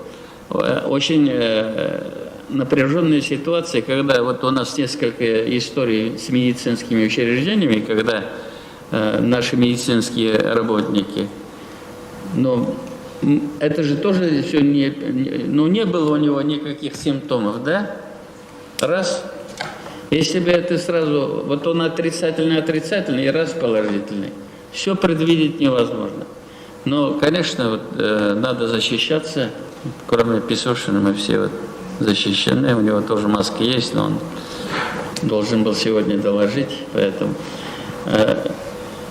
любые конструктивные предложения мы готовы обсуждать. Мы вот сейчас много вопросов по транспортникам, на следующей неделе готовимся. Значит, по садоводам, огородникам мы встречались. Постоянно ВКонтакте, вот завтра у нас мы будем в Челнах, посмотрим, какие там меры, тоже идет подготовка объекта здравоохранения. Поэтому работа идет, критиковать можно, конечно, но если от этого было бы лучше. Если есть какие-то предложения, ну и это, вот коллега наш Прокофьев, наш брат Хафиз-то это тоже оказался в числе этих. Вот как не уберегли своего лидера? Вот ты критикуешь нас, да? Песошин там вопрос задаешь, а своего этого лидера не уберег. Каждый из нас подвержен. Я просто обращаюсь к вам. Вы, как депутаты, как бы вынуждены, и вы должны, конечно, быть среди людей. Я очень прошу, чтобы вы тоже соблюдали все меры предосторожности. Самое главное, ну ладно, ты сам заразился, ты потом... Вот огромное количество людей рядом со мной, рядом с вами, да? Дома, в семьях вы. Поэтому...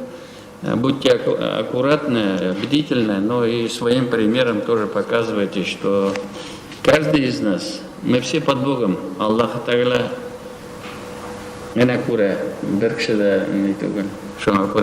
поэтому терпение, значит, очень надеемся, что эта история, ну, она пойдет на убыль. Пока на убыль не идет, пока прибывает. И то, что у нас система здравоохранения, вот я смотрел, один регион, да, большой, крупный, не буду говорить, значит, у них ИВЛов там 500, они по размерам не меньше нас, у нас ИВЛов почти 1500. А если нет ИВЛа, если он, вот медики скажут,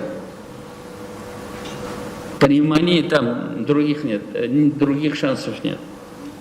Поэтому то, что у нас, во-первых, так удачно оказалось, что два предприятия, которые делают вот это как материал для этого, из 3 в нашей республике. То, что вот такие большие компании, значит,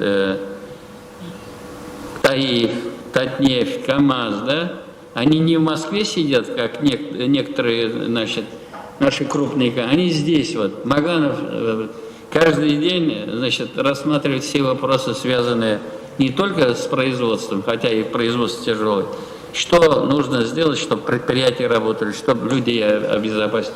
Сергей Анатольевич Кагогин, вот завтра мы тоже посмотрим их объект. Группа компании «Таиф» тоже вот организовали производство на особой экономической зоне. Понятно, пока пусконаладка идет, но как только мы запустимся, мы, по-моему, вместе до 30 миллионов пасок можем. Да. Но уже сегодня организовали. То есть, это не значит, что мы... Прокофьев, ты ругаешь, что ну, назови, вот, и еще какая форма есть, как можно людей уберечь. Можно сказать, что мы там права свободы. Мы же не за права свободы говорим. Мы сегодня говорим о том, чтобы каким-то образом минимизировать эти риски. К сожалению, даже в сельских районах сейчас мы имеем вот эти проблемы. Все эти меры очень, как бы, мы прежде чем принимать какие-то решения, советуемся, смотрим, но другого нет. Первая волна была, это кто из-за границы приехал, вторая волна Москва, Санкт-Петербург, третья волна уже сейчас вот, наши вахтовики, кто приезжает, это. А дальше уже все очень быстро распространяется.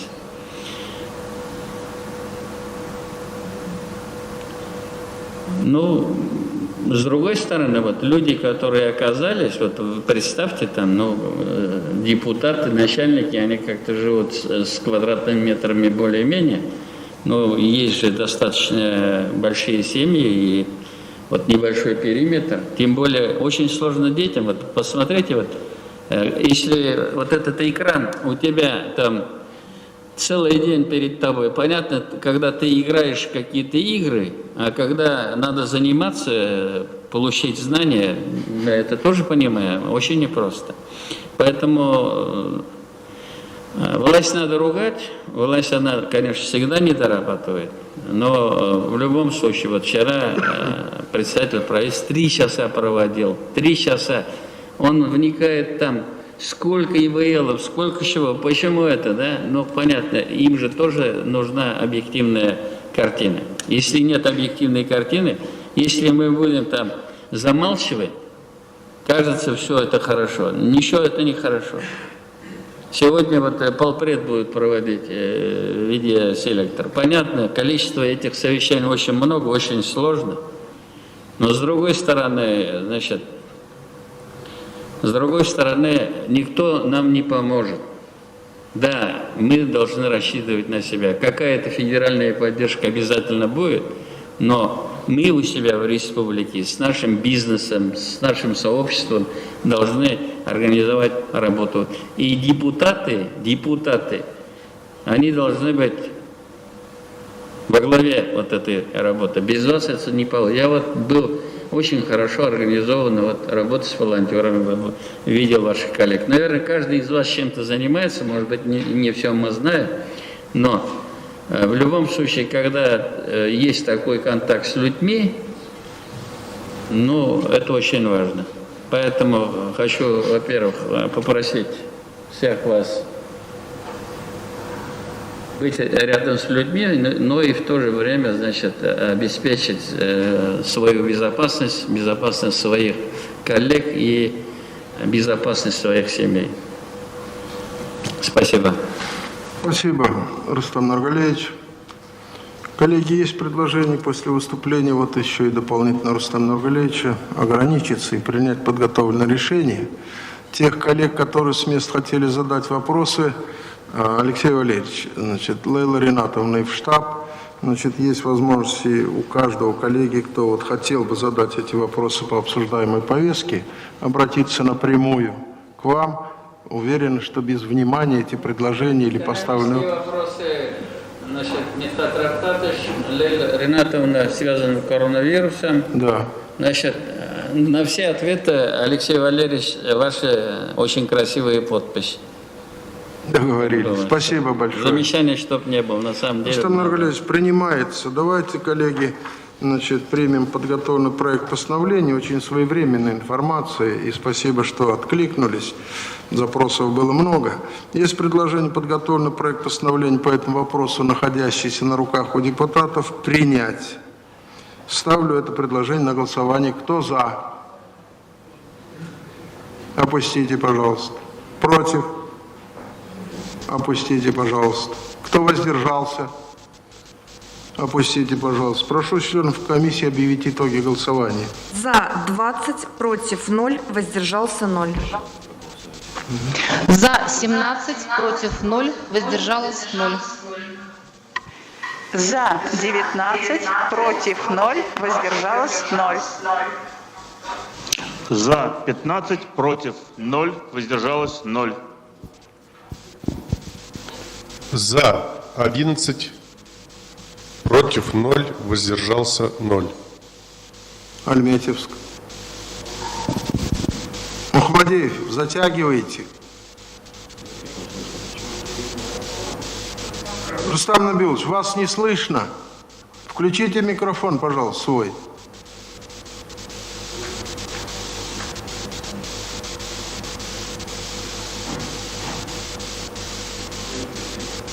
И что это такое, значит, так? Ну, поднимите руки на вашей площадке, мы посмотрим на вас. Кто за? Поддержали. И посмотрите, говорят, вот докладывают мне, что по вашей линии там на конце что-то с проблемой со связью. Примите оперативные меры. Пожалуйста, Чубаров. Итоги голосования. За 90, против 0, воздержались 0. Решение принято. Спасибо большое. Решение принято. Коллеги, до перехода к следующему вопросу повестки дня нам надо проголосовать по дальнейшему режиму нашей работы. Мы внимательно посмотрели. Значит, есть предложение сегодня без большого перерыва работать. Значит, без перерыва работать. И кто за это предложение, я прошу проголосовать, чтобы потом не обвинили нас, что мы нарушили регламент. Кто за то, чтобы без перерыва рассмотреть все внесенные вопросы, прошу проголосовать. Кто за? Опустите, пожалуйста. Кто против? Опустите, пожалуйста. Кто воздержался? Пожалуйста. За 19, против 0, воздержался 0. За 17, против 0, воздержалось 0. Третье. Третья площадка. Алсу Абдрахмановна. Воздержалось 0. Далее, пожалуйста, коллеги, счетчик. За 15, против 0, воздержалось 0. За 11, против 0, воздержался 0. Альметьевская площадка.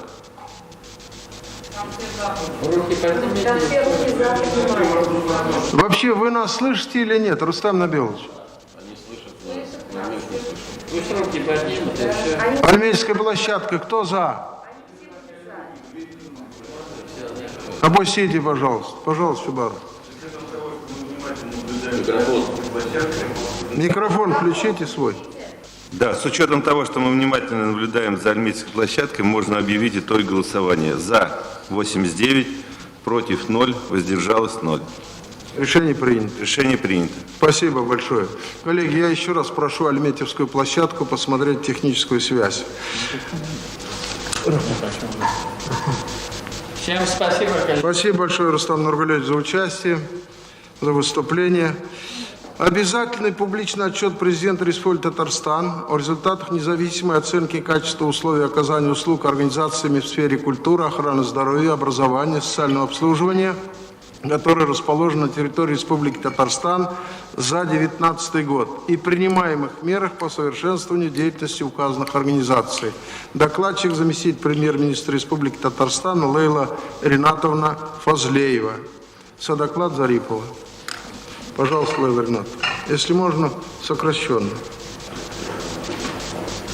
Добрый день, уважаемый Фарид Харулович, добрый день, уважаемые коллеги. В соответствии с статьей 26 184 федерального закона ежегодно в государственный орган власти, в Государственный совет Республики Татарстан вносится обязательный публичный отчет о результатах независимой оценки качества условий оказания услуг организациями в сфере культуры, охраны здоровья, образования, социального обслуживания всех учреждений, которые находятся на территории Республики Татарстан, учредителями которых является Республика Татарстан или муниципальное образование. Таким образом, с 2018 года за подписью президента Республики Татарстан в Государственный совет вносится вот этот обязательный отчет, публичный отчет о результатах независимой оценки качества условий оказания услуг населению государственными и муниципальными организациями. Хочу сказать, что независимая оценка качества условий оказания услуг является одной из форм общественного контроля и проводится в целях предоставления гражданам информации о качестве условий оказания услуг, а также в целях повышения качества деятельности оцениваемых учреждений.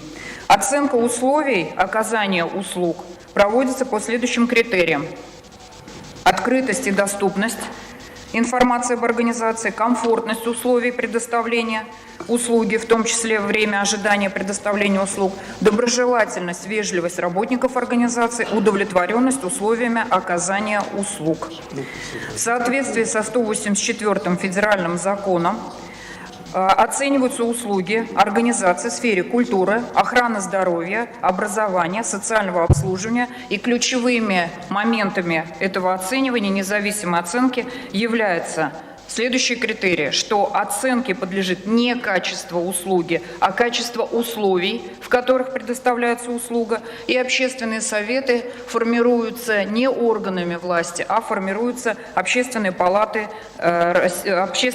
Республики Татарстан. Органы исполнительной власти, органы местного самоуправления ежегодно информируют население о работе, и руководители государственных муниципальных организаций несут ответственность за неприятие мер в случае, если эта оценка условий является неудовлетворительной. В Республике Татарстан утвержден план мероприятий по организации проведения независимой оценки качества условий оказания услуг до 2021 года, прошу прощения, коллеги.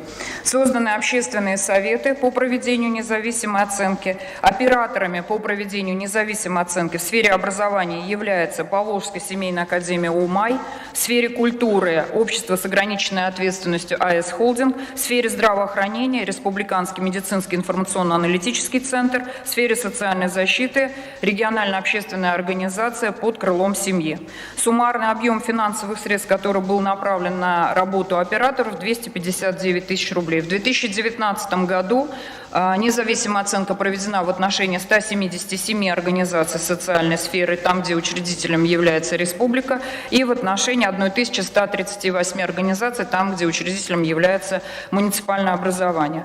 Было проведено анкетирование, в котором приняло участие 127 тысяч человек. Планируемый охват учреждений в текущем году, в 2020 году, он составит тот самый необходимый 30% уровень, который нами и поставлен на 2020 год. Вся информация о работе общественных советов выкладывается на официальных сайтах республиканских министерств, ведомств, а также на общероссийском сайте по тем критериям, которые установлены для каждого направления федеральными министерствами и ведомствами. Если говорить о 2019 году, по итогам проведения независимой оценки, учреждений и организаций в целом получили положительную оценку. Результат независимой оценки следующий: в сфере образования 96,36 баллов, в сфере социального обслуживания 95,12 балла, в сфере охраны здоровья 88,8 балла и в сфере культуры 78,7 балла. Результат независимой оценки оказания услуг для учреждений, которые учредителем является органы муниципальной власти, в сфере культуры 77,3 балла и в сфере образования 69,5 балла. По результатам проведения независимой оценки принимается план устранения всех недостатков, которые выявлены при независимой оценке качества условий предоставления услуги. Организациями ведется контроль за выполнением данных планов, постоянно находится на межведомственном контроле в рабочей группе в Кабинете министров Республики Татарстан.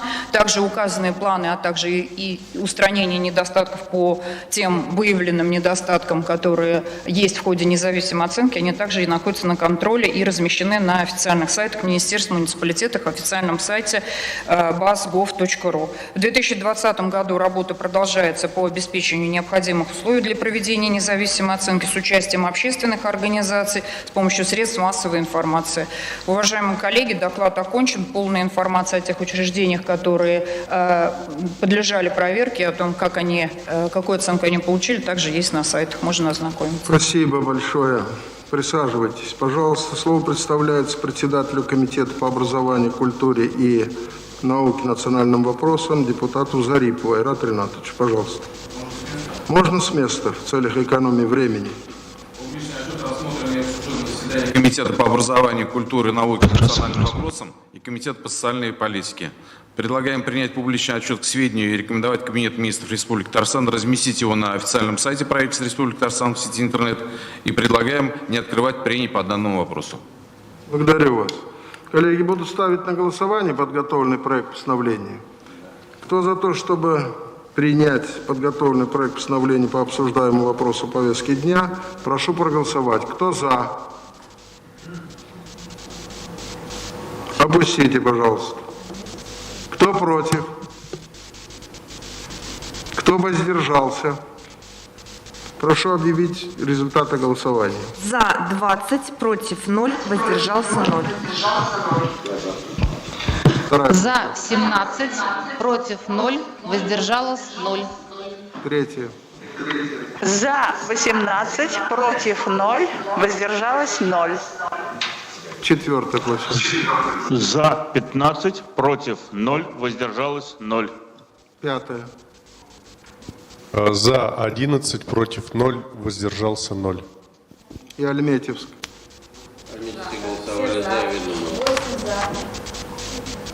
Связь пока с ними не установлена. Мы видели, что вы проголосовали за. Спасибо большое.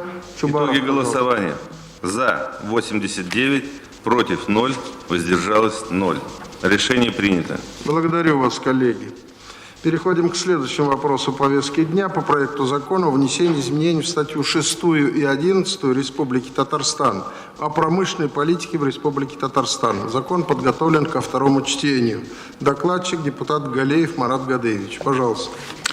Уважаемые депутаты, вашему вниманию предлагается таблица поправок подготовленного законопроекта ко второму чтению. Поправки носят чисто редакционный характер, их две, которые сути закона не меняют, поэтому комитет просит вас поддержать таблицу поправок. Спасибо, коллеги. У вас эти все документы на руках, возьмите их в руки. Я буду ставить на голосование рекомендованные комитетом поправки к этому законопроекту, изложенных в таблице. Кто за? Прошу голосовать. Опустите, пожалуйста. Кто против? Нет. Кто воздержался? Не вижу. Пожалуйста, итоги голосования. За 20, против 0, воздержался 0. Вторая площадка. За 17, против 0, воздержалось 0. Третья. За 19, против 0, воздержалось 0. Четвертая. За 15, против 0, воздержалось 0. Пятая. За 11, против 0, воздержался 0. Спасибо. Альметьевцы еще раз дружно проголосовали, все единогласно. Пожалуйста. Итоги голосования.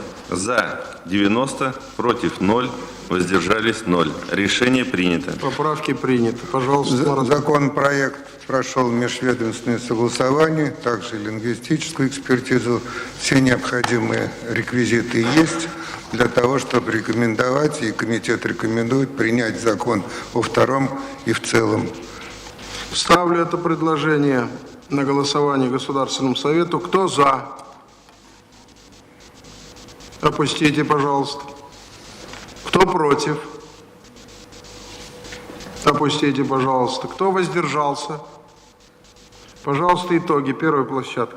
За 20, против 0, воздержалось 0. Вторая.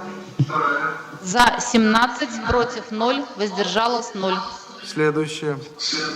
За 19, против 0, воздержалось 0. Четвертая. За 15, против 0, воздержалось 0. Пятая. За 11, против 0, воздержался 0. Альметьевская площадка. Все за. Спасибо. Пожалуйста, Анатолий. Итоги голосования. За 90, против 0, воздержались 0. Решение принято. Спасибо большое. Решение принято. Следующий вопрос повестки дня по проекту закона о внесении изменений в закон Республики Татарстан о недрах. Также комитетом подготовлен ко второму чтению. Слово председателю комитета депутату Хамаеву Азату Киямовичу. Также придется работать по поправкам и в целом. Hürmetli devlet reisi, hürmetli депутаттар, шақырылған затлар. Сіздің итибарға жер асты байлықтары турында Татарстан Республикасы законы өзгеріштері кірту хақында Татарстан Республикасы законы проектіне түзетмелер таблицасы тәқдим етілі. Әлігі закон проектіне біздің комитет тәқдим ете тұрған өзгеріштер жер асты байлықтары турында 2019 жылының 2 декабриндағы 396 номерлі федераль закон қабыл етілуге бейлі рәвіште ішленді. Бұл өзгеріштер негізінде жер асты байлықтарынан файдалану яңа түрі кіртілі. Ол ауыр шығарыла тұрған файдалы қазылмалар геолог үйрену, разведкалау һәм шығару технологияларын ішлеу үшін жер асты байлықтарын файдалану. Әлігі мақсаттар үшін жер асты байлықтарын файдалануға беріле тұрған файдалы қазылмаларын конкрет түрлері Россия Федерация үкіметі тарафынан белгіленешек. Шулай ук жер асты байлықтарының файдаланушыларға алда әйтеп үткен процесс вақытында ауыр шығарыла тұрған файдалы қазылмаларны шығару құқығы да берілі. Жер асты байлықтарының файдаланушыларға мындай құқық берілуінің негізлері һәм файдалану сұрақтары қабыл етіле тұрған федераль законда белгіленген. Федераль закондағы өзгеріштер жер асты байлықтары турында Татарстан Республикасы законында шағырылдыру тәләп етіледі. Түзетмелер таблицасы барлық бәйлемелер оңай, қоғылған түзетмелер жоқ. Комитет есімінен түзетмелер таблицасын қабыл етірге тәқдим етем. Татарстан Республикасы законына кіртіле тұрған өзгеріштер федераль закон өз күшіне кіргеннен соң 2020 жылының 31 майынан ғамәлге кірәшек. Шуңа бейлі рәвіште закон проектін екінші оқылышта ғына қабыл етуіне һәм ішлеп бітіру үшін біздің комитетқа жібердіні. Екінші оқылыштағына қабыл етіп, да? Рахмет. Коллеги, что в переводе на русский язык обозначает комитет, предлагает поставить на голосование поправки, одобренные комитетом, что я сейчас и сделаю, и принять законопроект во втором чтении для последующей его доработки. Кто за то, чтобы поддержать поправки, рекомендованные комитетом ко второму чтению, ставлю на голосование. Кто за? Опустите, пожалуйста. Кто против? Опустите. Воздержавшиеся? Опустите. Пожалуйста, информацию с площадки. За 20, против 0, воздержался 0. Пожалуйста, вторая площадка. За 17, против 0, воздержалось 0. Третья. За 19, против 0, воздержалось 0. Четвертая. За 15, против 0, воздержалось 0. Пятая. За 11, против 0, воздержался 0. Шестая. Не созреют нефтяники наши никак. Пожалуйста, слово Чубарову. Итоги голосования. За 90, против 0, воздержались 0. Решение принято. Спасибо. Имеем полное право поставить на голосование о принятии подготовленного законопроекта во втором чтении. Ставлю на голосование. Кто за? Опустите, пожалуйста. Кто против? Опустите. Кто воздержался? Прошу информацию с места. За 20, против 0, воздержался 0. Далее. За 17, против 0, воздержалось 0. Третье. 15, против 0, воздержалось 0. Четвертое. За 15, против 0, воздержалось 0. Пятое. За 11, против 0, воздержалось 0. Альметьевцев, в наказание ставлю на голосование для площадки номер 6. Кто за? Приняли. Пожалуйста. Итоги голосования. За 90, против 0, воздержались 0. Решение принято. Благодарю вас, коллеги. Следующий вопрос. Докладчик коллега Хабибуллин, председатель Комитета по государственному строительству и местному самоуправлению, о внесении изменений в отдельные законодательные акты в части совершенствования порядка участия отдельных категорий должностных лиц в управлении некоммерческими организациями. Законопроект подготовлен к первому чтению. Уважаемый Фарид Харулович, уважаемые депутаты, приглашенные. Федеральным законом от 16 декабря 2019 года о внесении изменений в отдельные законодательные акты Российской Федерации в целях совершенствования законодательства Российской Федерации о противодействии коррупции уточнены положения законодательства Российской Федерации, касающиеся участия лиц, замещающих государственные и муниципальные должности, гражданских и муниципальных служащих в управлении некоммерческими организациями. Так, депутатам законодательного органа государственной власти субъекта Российской Федерации предоставлено право участвовать на безвозмездной основе в управлении некоммерческими организациями с предварительным уведомлением законодательного органа государственной власти субъекта Российской Федерации, остальным лицам, замещающим государственные должности субъектов Российской Федерации, а также лицам, замещающим муниципальные должности, с уведомлением высшего должностного лица субъекта Российской Федерации. Аналогичное право предусмотрено в отношении государственных и муниципальных служащих с предварительного разрешения представителя их нанимателя. Федеральным законом установлено, что порядок уведомления и порядок получения разрешения указанными лицами на участие в управлении некоммерческими организациями устанавливается законом субъекта Российской Федерации. В связи с этим проектом данного закона предлагается внести соответствующие изменения в Кодекс Республики Татарстан о муниципальной службе и в Закон Республики Татарстан о местном самоуправлении в Республике Татарстан и о государственных должностях Республики Татарстан. Все необходимые заключения прошли, замечаний нет. Комитет предлагает принять данный проект закона в первом и в третьем чтениях. Благодарю Спасибо. вас. Коллеги, это пошли по нашей инициативе. Мы с законодательной инициативой обращались в Федеральный центр, в Государственную Думу. Мы получили соответствующее разъяснение с ГПУ от Брычевой. И вот изменения в это законодательство, которое в пользу депутатов по пониманию этой проблемы. Ставлю предложение, поступившее о принятии представленного законопроекта в первом чтении и в целом, на голосование. Кто за? Опустите, пожалуйста. Кто против? Кто воздержался? Пожалуйста, нам объявите результаты. За 19, против 0, воздержался 0. Вторая площадка. За 17, против 0, воздержалось 0. Третья.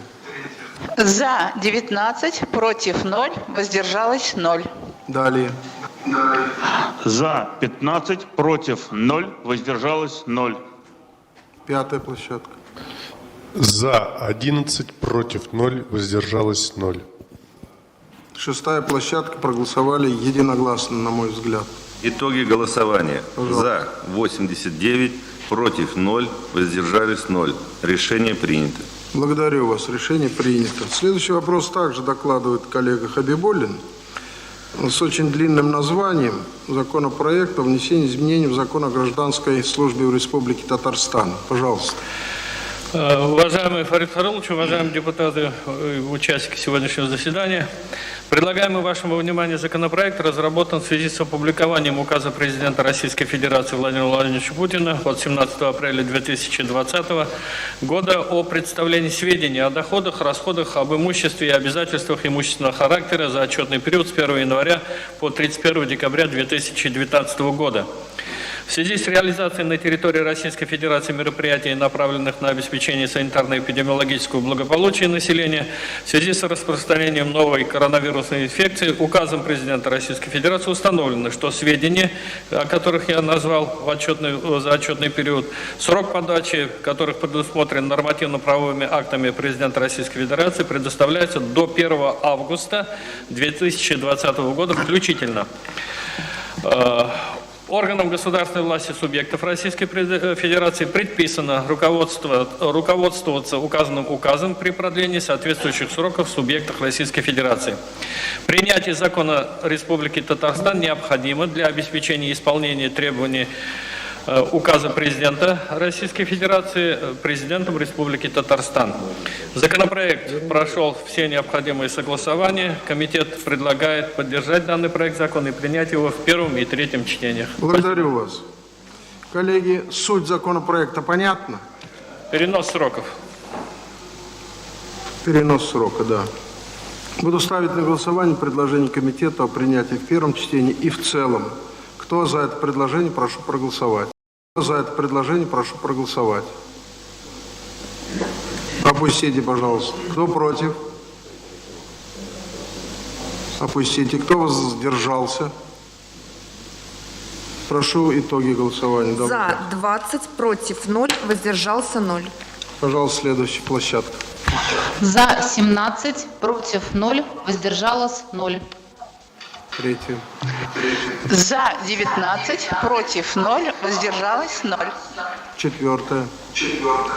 За 15, против 0, воздержалось 0. Пятая. За 11, против 0, воздержалось 0. Альметьевская площадка.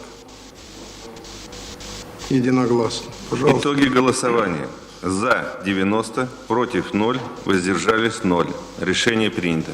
Благодарю вас, коллеги. Решение принято. Переходим к следующему вопросу. По проекту закона о внесении изменений в статью 7 Закона Республики о бюджете территориального фонда обязательного медицинского страхования на 2020 год и на плановый период 2021-2022 годов. Слово представляется Алсу Мансуровне Мифтаховой, директору территориального фонда обязательного медицинского страхования Республики Татарстан. Пожалуйста. Спасибо. Уважаемый Фарид Харулович, уважаемые депутаты и приглашенные, на ваше рассмотрение внесен проект закона о внесении изменений в статью 7 Закона Республики Татарстан о бюджете территориального фонда Республики Татарстан на 2020 и плановый период 2021-2022 годов. Статья 7 закона дополняется новым направлением расходования средств нормированного страхового запаса, финансовое обеспечение мер по компенсации медицинским организациям недополученных доходов в связи с сокращением объемов медицинской помощи, установленных территориальной программой обязательного медицинского страхования в условиях чрезвычайной ситуации и при возникновении угрозы распространения заболеваний, представляющих опасность для окружающих. Источником финансового обеспечения данного направления в соответствии с 98-м федеральным законом являются средства федерального бюджета, предоставляемые субъектам Российской Федерации. Размер средств и порядок их использования на федеральном уровне в настоящее время не установлены. В связи с этим вносимые данным законопроектом изменения основные параметры бюджета территориального фонда не затрагивают. Учитывая объективную необходимость принятия данных изменений, уважаемые депутаты, прошу поддержать данный законопроект. Благодарю за внимание. Благодарю вас. Коллеги, если вопросов нет, хотя нет, есть вопрос у депутата Ильшата Рафкатовича Гафурова. Он у нас на удаленной площадке. Покажите его и дайте возможность задать вопрос. Пожалуйста. Спасибо, Фарид, за данную возможность. У меня несколько вопросов касательно работы фонда. Первый у меня такого характера вопрос. Вот в связи с тем, что мы сегодня практически всех плановых посещений убрали из наших клиник, у нас изменилась система финансирования, мы перешли на финансирование по системе 1/12 предусмотренного бюджета по линии ОМС. В связи с этим вопрос, будут ли сделаны корректировки в конце года, или мы вот в этом режиме останемся до окончания режима пандемии? Ну, В настоящее время 1/12 финансирования, авансирование. И в случае отмены данного режима, я думаю, что мы вернемся к обычному финансированию, обычному порядку финансирования медицинских организаций. Все плановые объемы на сегодняшний день сохраняются. Но вы же прекрасно понимаете, что мы за 3-4 месяца не сможем весь план выполнить, если мы обратно перейдем к системе по счетам, реестрам за выполненные медицинские услуги. Ильшат Рафкатович, я вас услышала. Дело в том, что как раз-таки эти изменения предполагают выделение из федерального бюджета средств на компенсацию выпадающих доходов медицинских организаций. Поэтому недополученные, скажем так, в связи с сокращением плановых госпитализаций объемы финансирования будут доводиться по стационарной помощи за счет федеральных средств. Спасибо. Спасибо большое. Еще один вопрос, продолжение. Да. У нас сегодня, Фарид Харулович, страдают те клиники, которые достаточно были неплохо оснащены в связи с тем, что в тарифе практически отсутствует статья направления ресурсов на ремонт тяжелой медицинской техники. Это МРТ, КТ, в том числе и ИВЛ. Те средства, которые формируются в качестве фонда за счет штрафных санкций, они далеко недостаточны. В связи с этим просьба предусматривать в структуре платежей по линии ОМС все-таки ресурсы на ремонт и на амортизацию тяжелой медицинской техники. Спасибо большое, у меня вопросы нет. Спасибо, Больше. Алсу Мансуровна, это не столько ваш, наверное, вопрос, да? Вы, пожалуйста, да, это в целом. Передать. Договорились. Больше вопросов нет, хотя нет, есть еще. Коллега Михеев Альмир Александрович. Включите микрофон коллеге Михееву. Вопрос. Уважаемая Алсу Мансуровна, медицинским организациям недополученные доходы в связи с сокращением объемов медпомощи на фоне пандемии будут компенсироваться из средств нормированного страхового запаса.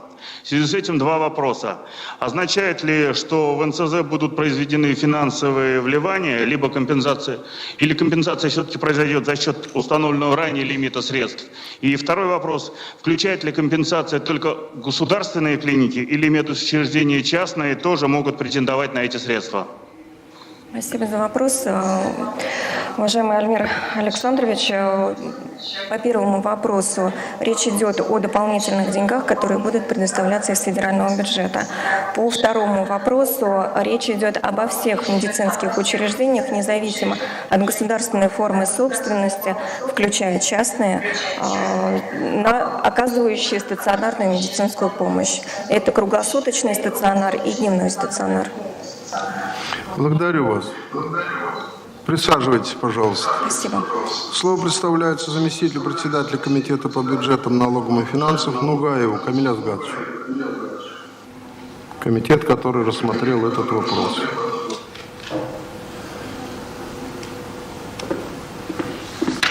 Hürmetli Ferit Xayrush, hürmetli deputatlar, hem çağırılan iktidar, Tatarstan Respublikası Teatrel Mecburi Medisini İmmuniyeti Fondu Büdjetinin 7. statyasına özgeriş kiritүү haqında zakon proyektinde fondun normallaştırılgan immuniyet zapası akçaların adetten tış vaziyet hem yaisiyet yüreğindekilerge korkunç yanıtıgan avrular tarafı korkunçlı balığa kelgende medisina yardımı көрсөтүүнүн territorial programmasında көрсөтүлген көлемдерини кимге байланыштуу алып бүтүрүлгөн киримдерини медицина ишмаларына компенсациялоо чараларын финанс жактан тәэмин этүүгө жиберүү каралган. Фонд бюджетинин киримдер һәм чыгымдар үчүндө өзгөрүшлөр киритилмей, закон проектына барлык бәяләмләрдә бар. Закон проекты лингва экспертиза узды. Хөрмәтле депутатлар, закон проекты комитетта каралды. Әле менә монда күп кенә сораулар бирдегез. Асмансонова президент әйтте бит инде, вакыт үтер, әле бер кем тулкын белмичә, каян ничек цифр, каян Мәскәүдән күп акча киләсәген. Әле без аны тагын берничә мәртәбә карыячакбыз. Шуның өчен сорыймын, шу комитет хуплады бу үзгәрешләрне һәм мәсьәләне хуплауны сорыймын. Һәм законны проектын 1-3 укылышларда кабул итүне сорыймын. Рахмат. Утырыгыз. Коллеги, комитет предлагает представленный законопроект после обсуждения в комитете и сегодня здесь принять в первом чтении и в целом в соответствии с нашим регламентом. Кто за это предложение, прошу проголосовать. Опустите, пожалуйста. Кто против? Кто воздержался? Прошу проинформировать с площадок. За 20, против 0, воздержался 0. Вторая площадка. За 17, против 0, воздержалось 0. Третья. За 19, против 0, воздержалось 0. Четвертая. За 15, против 0, воздержалось 0. Пятая. За 11, против 0, воздержалось 0. Шестая площадка. За 8, против 0, воздержался 0. Слышно, Спасибо. нет? Итоги голосования. За 90, против 0, воздержались 0. Решение принято. Благодарю вас. Будет оформлено протоколом в соответствии с регламентом это голосование также. Следующий законопроект. О проекте закона о признании утратившим силу пункта 4 части 1 статьи 7 закона об обеспечении защиты жилищных прав граждан. Докладчик, председатель комитета по жилищной политике и инфраструктурному развитию, депутат Тыгин Александр Васильевич. Пожалуйста, Александр Васильевич. Уважаемый президиум, уважаемые депутаты, приглашенные. Предлагаем на рассмотрение проект закона о признании утратившим силу. Вносится изменение 72-го закона республики в связи с принятием в январе текущего года, изменение 161 и 163 статьи Жилищного кодекса в части обеспечения развития конкурентной среды на рынке управления многоквартирными домами. Определяется единый конкурсный порядок для владельцев публичных образований. Предусмотрено, что управление такими многоквартирными домами осуществляться будет на основании договора управления, заключенного с управляющей организацией, выбранной на основании конкурса. Конкурс производится органами местного самоуправления в порядке, установленном правительством в 2006 году. Одновременно признана утратившим силу статья 163 Жилищного кодекса в ее части 1, согласно которой органы госвласти и местного самоуправления самостоятельно ранее устанавливали такой порядок. В связи с этим законопроектом мы предлагаем пункт 4 статьи 7 нашего закона в соответствии с порядком управления МКД признать утратившим силу. Законопроект прошел все необходимые процедуры, комитетом поддержан, предлагается к принятию в первом чтении и в целом, без перехода ко второму. Благодарю вас. Коллеги, документы у вас на руках, доклад выслушали. Есть предложение поддержать. Буду ставить на голосование о принятии в первом чтении и в целом представленного законопроекта. Кто за? Опустите, пожалуйста. Кто против? Кто воздержался? Прошу огласить итоги голосования. За 20, против 0, воздержался 0. За 17, против 0, воздержалось 0. За 19, против 0, воздержалось 0. За 15, против 0, воздержалось 0. За 11, против 0, воздержалось 0. За 8, против 0, воздержался 0. Итоги голосования. За 90, против 0, воздержалось 0. Решение принято. Благодарю вас, коллеги. Следующий вопрос повестки дня. Проект закона о внесении изменений в статью 8 Экологического кодекса Республики Татарстан. Докладчик коллега Схамаев Азат Киамович, председатель профильного комитета.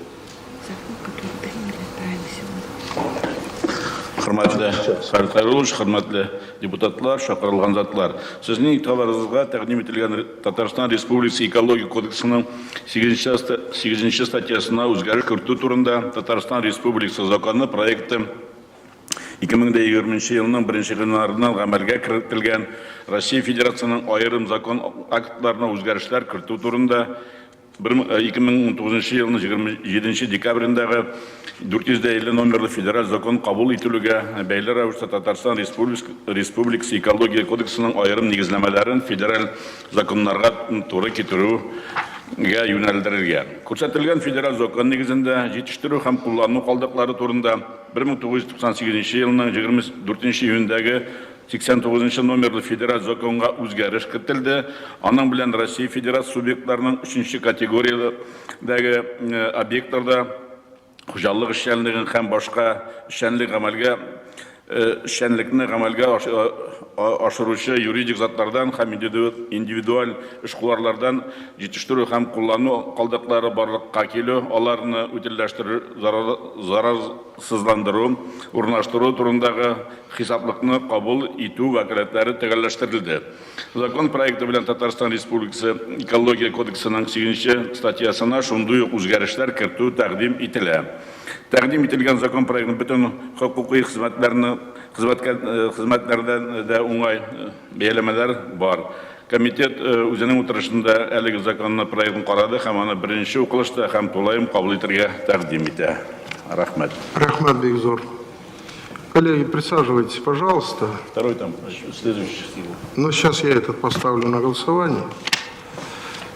Коллеги, комитет рассмотрел и предлагает представленный законопроект принять в первом чтении и в целом, не переходя ко второму чтению. Ставлю это предложение на голосование. Кто за? Опустите, пожалуйста. Против?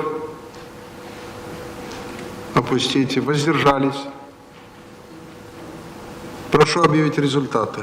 За 19, за 20, против 0, воздержались 0.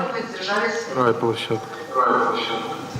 За 17, против 0, воздержалось 0. Далее. За 19, против 0, воздержалось 0. Четвертая. За 15, против 0, воздержалось 0. Пятая, пожалуйста.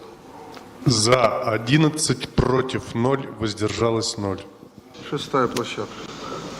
За 8, против 0, воздержался 0.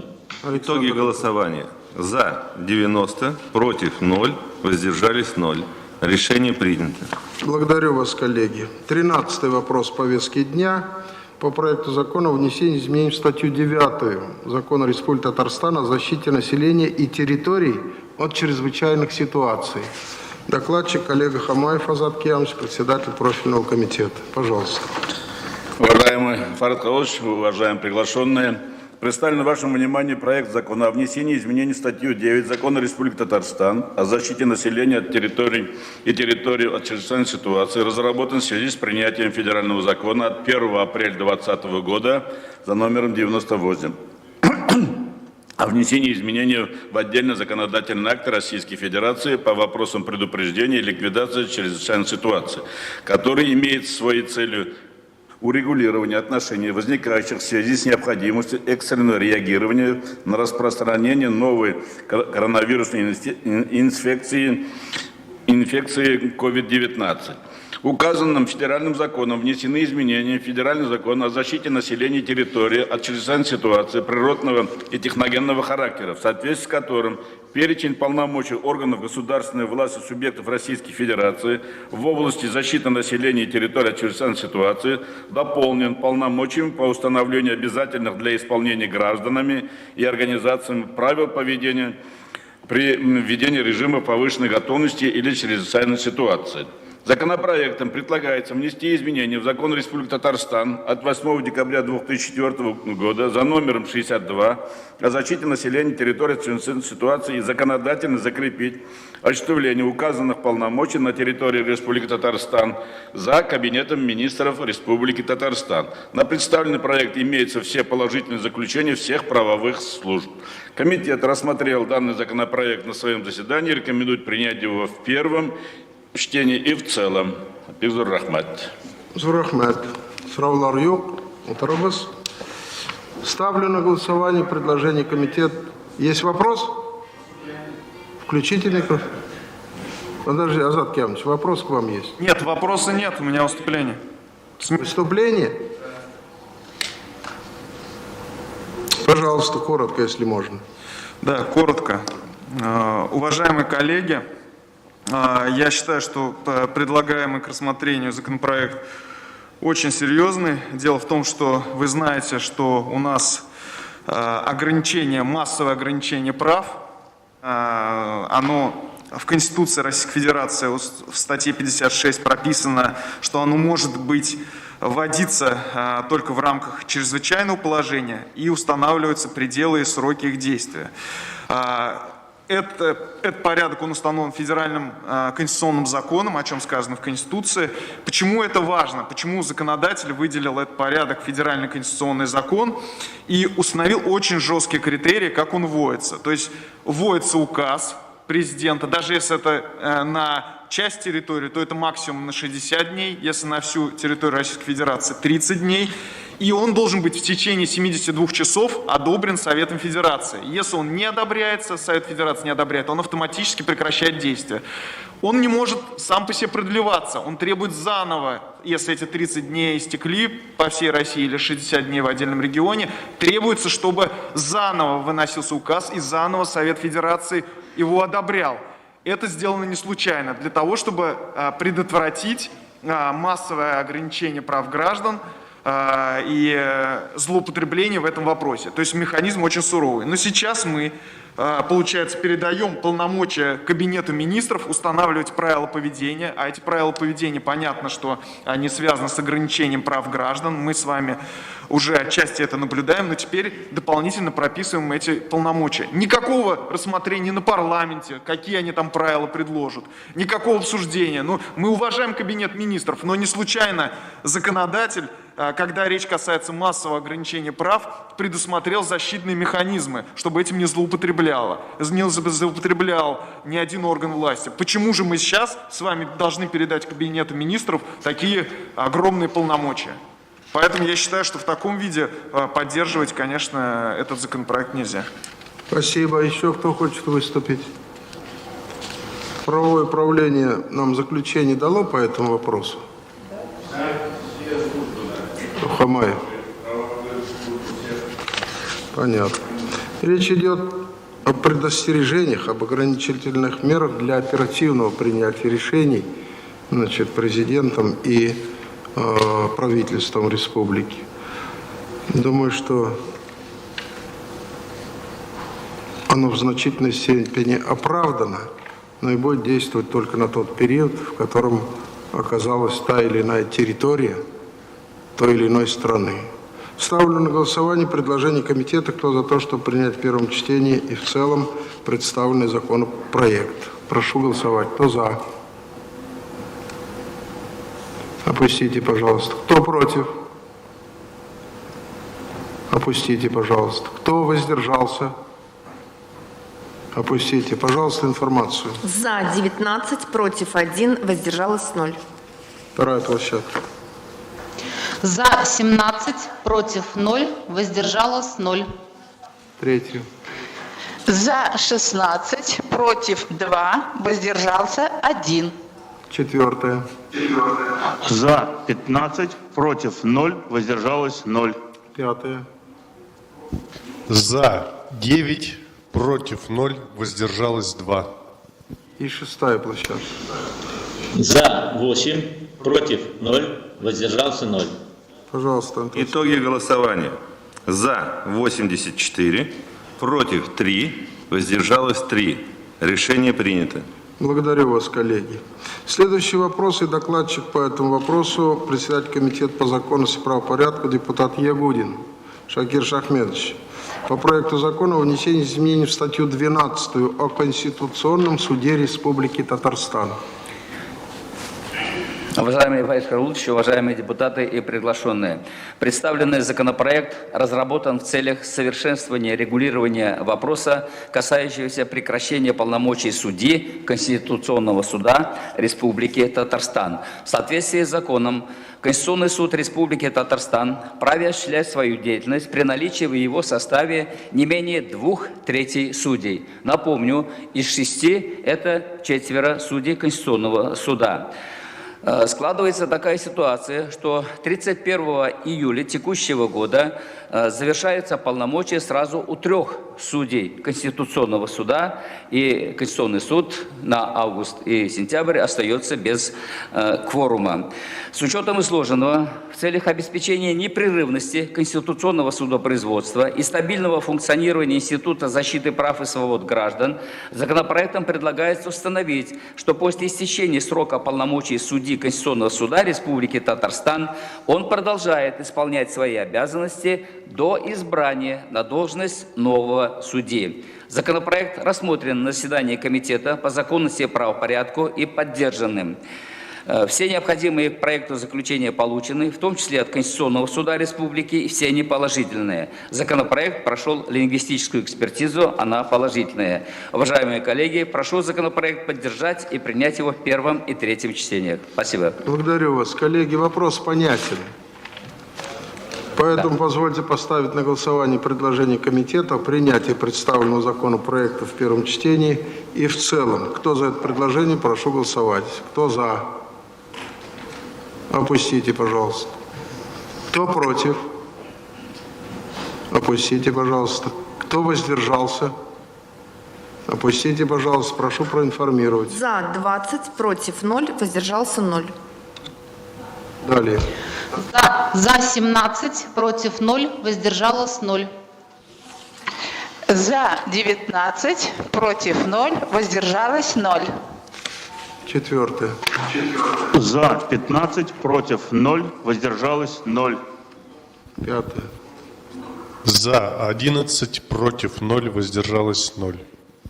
Шестая. За 8, против 0, воздержался 0. Итоги голосования. За 90, против 0, воздержались 0. Решение принято. Благодарю вас, коллеги. Решение принято. Будет направлено на подпись президенту. Следующий докладчик у нас министр юстиции Республики Татарстан Рустем Ильдосович Загидуллин. Он докладывает по проекту закона о внесении изменений в Кодекс Республики Татарстан об административных правонарушениях и статью 1 Закона Республики о наделении органов местного самоуправления муниципальных образований Республики дополнительными полномочиями по определению перечня должностных лиц, уполномоченных составлять протоколы об административных правонарушениях. Пожалуйста. Чубаров подготовится. Хайрлы күн, хурматлы Фарид Хайрулович, хурматлы депутатлар, хамчарда катнашчылар, уважаемый Фарид Хайрулович, уважаемые депутаты и приглашенные. Сегодня наша страна находится в состоянии борьбы с распространением новой коронавирусной инфекции. На федеральном и региональном уровнях принимаются меры по предотвращению распространения этого заболевания. В их числе установление административной и уголовной ответственности. Статьей 20.6.1 Кодекса Российской Федерации об административных правонарушениях предусмотрена ответственность за невыполнение правил поведения при чрезвычайной ситуации или угрозе ее возникновения. 21 апреля 2020 года Президиумом Верховного Суда Российской Федерации утвержден обзор по отдельным вопросам судебной практики, связанным с применением законодательства и мер по предотвращению распространения новой коронавирусной инфекции. Согласно обзору, по статье 20.6.1 Федерального кодекса к ответственности привлекаются граждане и организации, в том числе за несоблюдение правил поведения определенных субъектами Российской Федерации в рамках режима повышенной готовности. На сегодняшний день в Республике Татарстан сложилась практика применения указанной статьи. Законопроектом предлагается внести в Кодекс Республики Татарстан об административных правонарушениях новую статью 2.17, определив ответственность за несоблюдение требований нормативно-правовых актов Республики Татарстан, направленных на предотвращение и устранение последствий распространения новой коронавирусной инфекции. При этом административная ответственность будет наступать в случае, если совершенные действия и бездействия не содержат уголовного состава или не влекут административной ответственности в соответствии с Федеральным кодексом. Меры, направленные на предотвращение и устранение последствий распространения новой коронавирусной инфекции, будут реализовываться и после снятия режима повышенной готовности. Федеральным законодательством ответственность за несоблюдение таких требований не установлена. Таким образом, новый состав административного правонарушения будет применяться только после снятия режима повышенной готовности. За несоблюдение требований в рамках режима повышенной готовности будет применяться статья 20.6.1 Федерального кодекса. Предлагается установить следующую ответственность: предупреждение или наложение штрафа на граждан от 1 до 4 тысяч рублей, для должностных лиц от 15 до 40 тысяч рублей, до юридических лиц от 200 до 300 тысяч рублей. Предусмотрено повторное привлечение к ответственности. Составление протоколов предусматривается закрепить за должностными лицами органов местного самоуправления. Прошу поддержать принятие данного закона. Спасибо.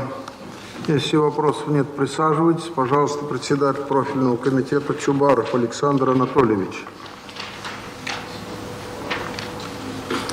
Уважаемый Фарид Харулович, уважаемый президиум, уважаемые депутаты и приглашенные. Комитет на своем заседании 21 апреля рассмотрел и одобрил данный законопроект. Все необходимые заключения данный законопроект получены, все они положительные. Лингвистические экспертизы также положительные. Комитет рекомендует Государственному Совету принять данный законопроект в первом и третьем чтении. Спасибо. Присаживайтесь, пожалуйста. Я буду ставить на голосование. Ильдар Саидович, вопрос есть? Выступление? Пожалуйста. Уважаемые коллеги, я хотел бы обратить внимание, что с одной стороны понятно, что мы боремся с распространением коронавирусной инфекции, ограничения, это понятно, но у нас есть в полной мере, это уже сейчас видно, увлечение именно кнутом. То есть мы все вводим новые ограничения, новые штрафы, вместо того, чтобы рассматривать в большей степени меры поддержки, потому что людей, если мы ограничиваем, их надо поддерживать. То, что сейчас есть в федеральном законодательстве, статья 6.3 для КоАП РФ, для тех, кто нарушает карантинные меры, и 20.6.1 для тех, кто нарушает поведение в рамках режима повышенной готовности, этого вполне достаточно. Что нам сейчас предлагают? Уже даже режим повышенной готовности его не будет, и людей будут за что-то штрафовать. Формулировки, вы сами их прочитайте, они настолько расплывчаты, что штрафовать можно будет кого угодно и как угодно. Поэтому я считаю, ни в коей мере такие штрафы принимать нельзя. И более того, смотрите, кто это сделал? Москва. Ну, она тоже приняла свои нормы об ответственности. Но разве мы можем ориентироваться на Москву в этом вопросе? Они столько ошибок наделали. Посмотрите их решения, как ограничения они ввели, очереди в метро и так далее. Там ошибка на ошибке. И мы что, будем сейчас повторять их опыт с таким нормотворчеством? Я считаю, это ни в коей мере недопустимо. Если что-то и использовать из их опыта, это поддержка граждан. Но попросить денег у федерального центра на финансирование мер поддержки граждан. Хотя бы на уровне, который ввела Москва для своих граждан. Не говоря о том, что другие страны сделали, понятно, как они поддержали своих граждан. Спасибо, коллеги. Я думаю, могло бы быть много выступлений в поддержку этих мер, поскольку выступления, увещевания, предостережения, которые звучат каждодневно с экранов телевизора, с обращений руководителей страны, руководителей регионов, к сожалению, населением до конца не осознается, и коронавирус развивается достаточно быстрыми темпами. Во-первых, это и предупредительная мера будет, никто не будет оштрафован, это значит после повторного случая, но меры воздействия на тех, кто совершенно не беспокоится о своем здоровье и о здоровье своих близких и окружающих, безусловно, требуют наказания рублем. Надо принимать такие меры. Невиновные наказаны не будут. Речь идет, еще раз говорю, о тех, кто злостно, повторно не соблюдает меры предосторожности о себе и об окружающих.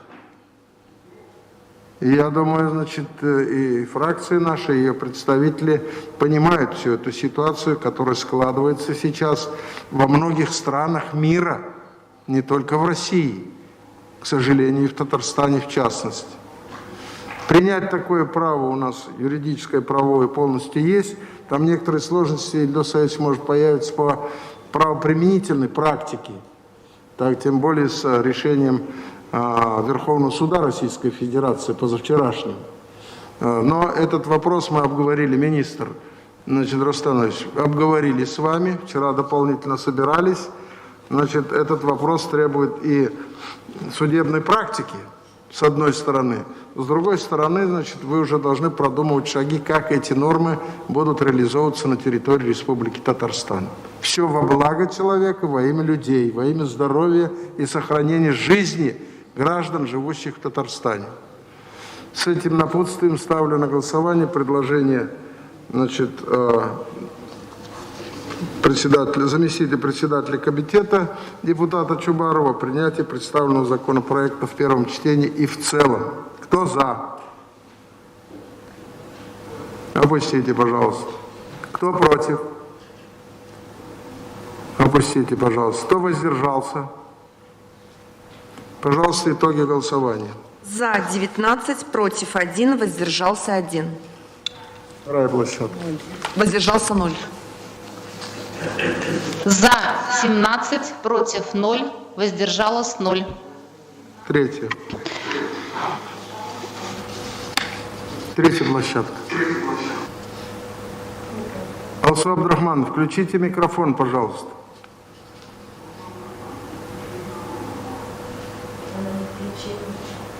Дальше не работает.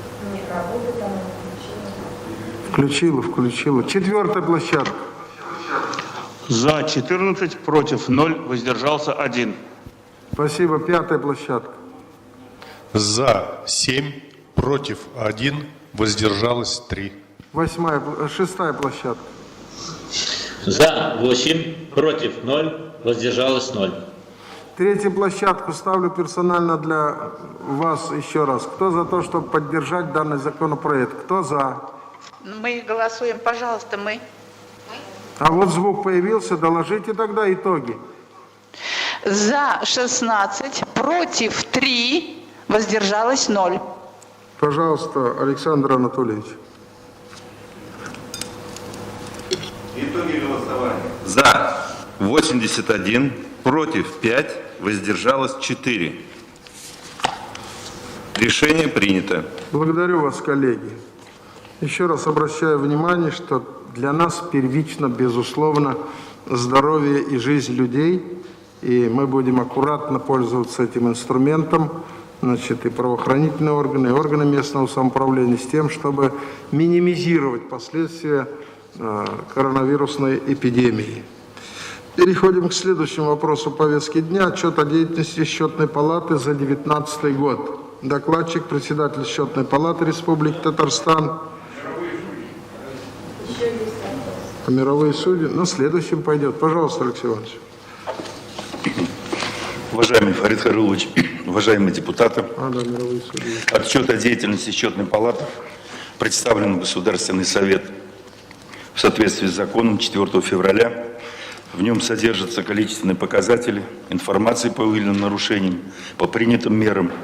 Кратко характеризую организацию контрольной деятельности и перспективные направления. В отчетном году Счетная палата провела ряд контрольных мероприятий по поручению Государственного совета. Их результаты были рассмотрены на заседании профильных комитетов.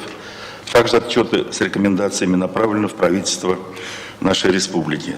Самостоятельная разработка, утверждение коллегии Счетной палаты планов контрольной деятельности с учетом предложений и поручений президента Государственного совета Республики Татарстан позволяет контролировать важнейшие направления бюджетного процесса. Эффективность нашей работы определяется двумя основными аспектами.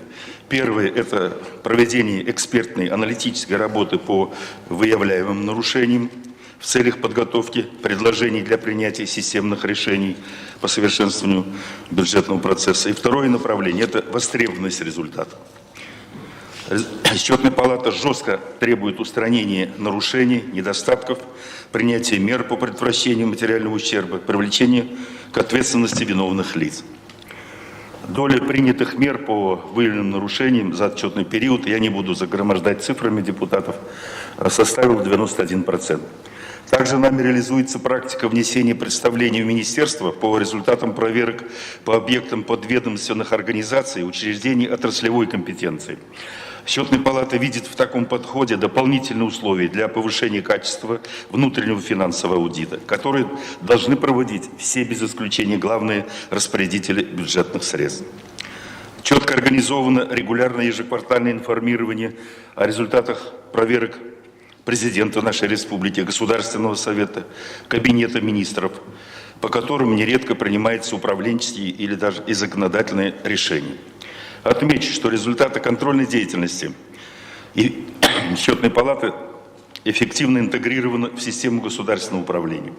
Одним из результативных форматов, на наш взгляд, обеспечивающих профилактическую роль финансового контроля, реализуемым не только счетной палатой, но и управлением федерального казначейства, Министерством финансов нашей республики, контрольно-счетными палатами муниципальных образований. Это предоставление итогов системного анализа состояния бюджетной дисциплины на заседаниях комиссий по координации работы по противодействию коррупции в Республике Татарстан. Обозначу некоторые вопросы, решения которых в дальнейшем позволит нам совершенствовать формы контрольной деятельности, повысить практический результат от сотрудничества и взаимодействия с правоохранительными органами. 2019 год. Начало реализации национальных проектов, установление зон ответственности, формирование системы мониторинга контроля. Работа органов внешнего финансового контроля республики, муниципальных образований на этом направлении организована при методическом содействии Счетной палаты России. Отмечу, что контроль за исполнением государственных программ, расходованием бюджетных средств, достижением целевых показателей проводится на системной основе. Во главу угла ставится эффективность расходов, увязка бюджетных ассигнований с конкретными конечными целями. Мы готовим такие рекомендации по результатам контрольных мероприятий, исполнение которых должно исключить причины и условия нарушений в бюджетной сфере, а также в сфере управления и распоряжения государственным и муниципальным имуществом. Продолжается внедрение рискоориентированного подхода при планировании и проведении проверок. Приведу несколько примеров. Результаты целенаправленной работы в рамках Межведомственного координационного совета по вопросам государственного финансового контроля по сокращению объемов незавершенного строительства, регулярного мониторинга эффективности использования высокотехнологического медицинского оборудования, а также системного противодействия нецелевому использованию земельных ресурсов, очень востребованы и дают результаты. Выявляя ключевые проблемы, мы ставим задачу пресечь риски дальнейших нарушений. Немало резервы видим в широком использовании передовых информационных цифровых технологий, внедрении и развитии формата удаленных контрольных мероприятий, что позволит также сократить трудозатраты на рутинную работу по формированию аналитической информации. В завершение хочу отметить следующее. Сформирован опытный состав аудиторов, инспекторов, сохранение и развитие их профессионального уровня обеспечит дальнейшую результативную работу по исполнению закона о Счетной палате Республики Татарстан. Благодарю за внимание. Спасибо, Алексей Иванович, большое. Спасибо за то, что емкий доклад такой сделали. Слово представляется председателю комитета, депутату Якунину Леониду Александровичу, профильный комитет, рассмотревший данный отчет. Уважаемый Фарид Хайрулович, уважаемые депутаты, комитет по налогам, по бюджету, налогам и финансам рассмотрел отчет Счетной палаты за 2019 год. Напомню, что до каждого депутата этот отчет большой, подробный был доведен. Значит, также довели тезисы выступлений Счетной палаты. Поэтому комитет, и я лично предлагаю не переходить к обсуждению, а принять проект Государственного совета по отчету Счетной палаты. И обращаю внимание, что в проекте Государственного совета учтены проблемы текущего момента 2020 года. Спасибо. Благодарю вас. Присаживайтесь, пожалуйста. Действительно, проект постановления не просто принять к сведению отчет, но и с некоторыми рекомендациями, которые прозвучали в ходе обсуждений в профильных комитетах и президиуме Государственного совета. Ставлю на голосование подготовленный проект постановления об отчете деятельности Счетной палаты Республики Татарстан в 2019 году. Кто за? Опустите, пожалуйста. Кто против? Опустите, пожалуйста. Кто воздержался?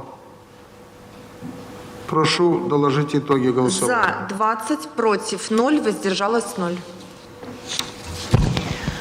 За 17, против 0, воздержалось 0. Третья площадка. За 19, против 0, воздержалось 0. Четвертая. За 15, против 0, воздержалось 0. Пятая. За 11, против 0, воздержалось 0. Шестая. За 8, против 0, воздержался 0. Итоги голосования. За 90, против 0, воздержалось 0. Решение принято. Благодарю вас, коллеги. Решение принято. Алексей Иванович, спасибо. Продолжать в таком же темпе работу, тем более в сложных условиях, обращая внимание на ее особенности финансово-экономической составляющей текущего непростого года. Переходим к следующему вопросу. И слово представляется вновь министру юстиции Республики Татарстан Загидуллину Рустаму Ильдосовичу. Он докладывает по проекту закона о внесении изменений в статью 9 Закона Республики о мировых судьях Республики Татарстан. Подготовиться Чубарову. Уважаемый Фарид Харилович, уважаемые депутаты и приглашенные. Вашему вниманию представляется законопроект о внесении изменений в статью 9 Закона Республики Татарстан о мировых судьях Республики Татарстан. Законопроект подготовлен по результатам мониторинга правоприменения. Согласно действующей редакции пункта 4.1 статьи 9 закона, формирование кадрового состава аппарата мировой судьи производится на конкурсной основе в порядке, предусмотренном законодательством о государственной гражданской службе. При этом федеральный закон о государственной гражданской службе Российской Федерации предусматривает поступление на службу как по результатам конкурса, так и без его проведения. В частности, случай заключения срочных служебных контрактов установлен статьей 25 Федерального закона. Например, срочный служебный контракт заключается в случае замещения должности гражданской службы на период отсутствия служащего, за которым сохраняется должность. Другими словами, когда сотрудник госслужащий уходит в отпуск по беременности или родам, на его место назначается другой служащий без проведения конкурсных процедур. В связи с этим законопроектом предлагается в пункте 4.1 статьи 9 закона исключить слова «на конкурсной основе». В целом предлагаемые изменения носят в большей мере технический характер. Прошу поддержать принятие закона. Благодарю вас. Слово представляется заместителю председателя Комитета по законности и правопорядку депутату Чубарову Александру Анатольевичу. Уважаемый Фарид Хайрулович, уважаемые депутаты и приглашенные.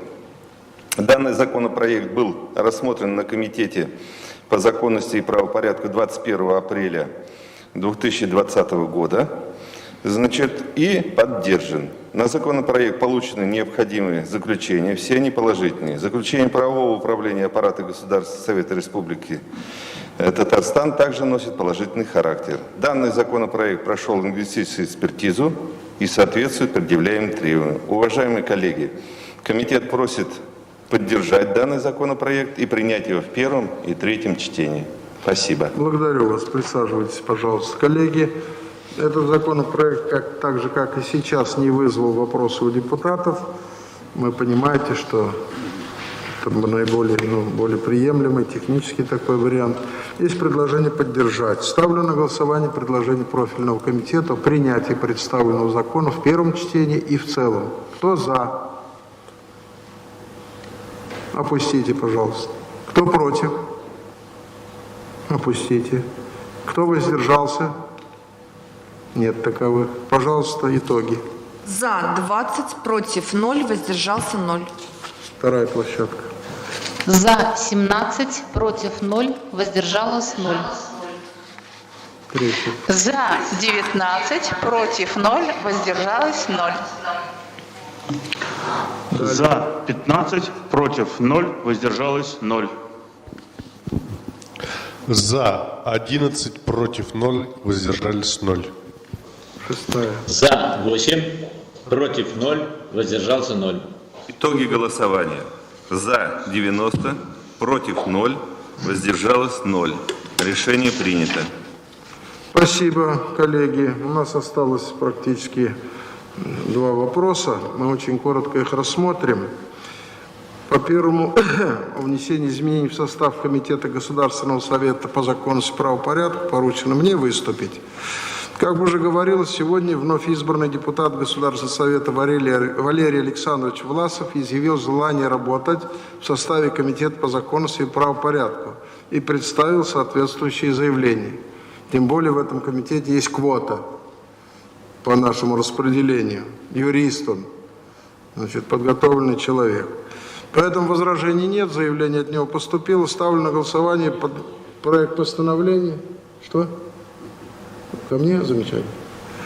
О внесении изменений в состав Комитета Государственного совета по законности и правопорядку. По сути, включение в этот комитет депутата Валерия Александровича Власова. Кто за? Опустите, пожалуйста. Против? Воздержавшихся нет. Думаю, что... За 20, против 0, воздержался 0. За 17, против 0, воздержалось 0. За 19, против 0, воздержались 0. За 15, против 0, воздержалось 0. За 11, против 0, воздержалось 0. Шестая площадка. Воздержалось 0. Итоги голосования. За 90, против 0, воздержалось 0. Решение принято. Спасибо большое, коллеги. А также позвольте по нашему регламенту и по традиции внести на ваше суждение 16 проектов федеральных законов по ряду вопросов, в том числе неотложных, в том числе связанных, значит, с коронавирусом и так далее. Все они были рассмотрены в профильных комитетах Государственного совета и практически единогласно поддержаны. И я вношу предложение проголосовать по ним одним голосованием с последующим оформлением каждому представленному федеральному законопроекту для направления в Государственную Думу Российской Федерации. Нет возражений? Нет. Кто за то, чтобы поддержать комитеты и проголосовать по предложенным федеральным законопроектам? Кто за, прошу проголосовать. Опустите, пожалуйста. Кто против? Нет. Кто воздержался? Нет. Ну, прошу озвучить итоги. За 20, против 0, воздержалось 0. За 17, против 0, воздержалось 0. За 19, против 0, воздержалось 0. За 15, против 0, воздержалось 0. За 11, против 0, воздержалось 0. За 8. Против 0, воздержалось 0. Решение принято. Спасибо большое. Коллеги, будем завершать работу. У меня ко всем огромная просьба. Ну, во-первых, Юрий Земельевич, я вношу от вашего имени слова признательности за то, что обеспечили в таком удаленном режиме работу. И прежде всего благодарю тех, кто на местах, депутаты принимают участие, сотрудники учреждений, в которых находятся наши площадки. Безусловно, аппарат Государственного совета Республики Татарстан. Еще раз говорю, это впервые, это новое, но, к сожалению, я не думаю, что это последнее наше заседание в таком режиме. Эти площадки мы постараемся сохранить, значит, и нарабатывать опыт и такой вынужденной работы в таких стесненных, что ли, условиях коронавирусной эпидемии. Коллеги, работа наша будет продолжена в комитетах, наша работа будет продолжена в общественных приемных, по приему граждан, в том числе и по партийной, по фракционной деятельности. Прошу как можно со всеми предосторожностями не забывать о встречах с людьми. Значит, очень много обращений, очень много вопросов от населения, на которые надо дать ответ, во всяком случае дать какое-то понимание и разъяснение. И поэтому не случайно этот вопрос, с которым я обратился к президенту, и вот сегодня он был включен в повестку дня, о некоторых и дополнительных мерах по борьбе с коронавирусной, значит, эпидемией и экономических, значит, вопросах, поддержки вопросов, которые предлагает наш президент и правительство нашей республики. Понятно, что ситуация очень непростая. И вот те итоги, которые доложил премьер-министр, я думаю, трудно будет по итогам этого года такие показатели получить в развитии, значит, всех наших программ и экономики. И тем более обращаюсь ко всем нашим коллегам на местах, внимательнее отнеситесь ко всем проблемам, которые есть и на производстве на местах, по защите населения и обеспечению экономической устойчивости развития Татарстана. Повестка дня 9-го заседания рассмотрена полностью. Вношу предложение закрыть 9-е заседание. И ставлю это предложение на голосование. Кто за? Опустите, пожалуйста. Кто против? Кто воздержался? Итоги. За 20, против 0, воздержалось 0. За 17, против 0, воздержалось 0. За 19, против 0, воздержалось 0. За 15, против 0, воздержалось 0. За 11, против 0, воздержалось 0. За 8, против 0, воздержался 0. Итоги голосования. За 90, против 0, воздержалось 0. Решение принято. Спасибо всем большое. 9-е заседание Государственного Совета Республики Татарстан 6-го созыва объявляю закрытым.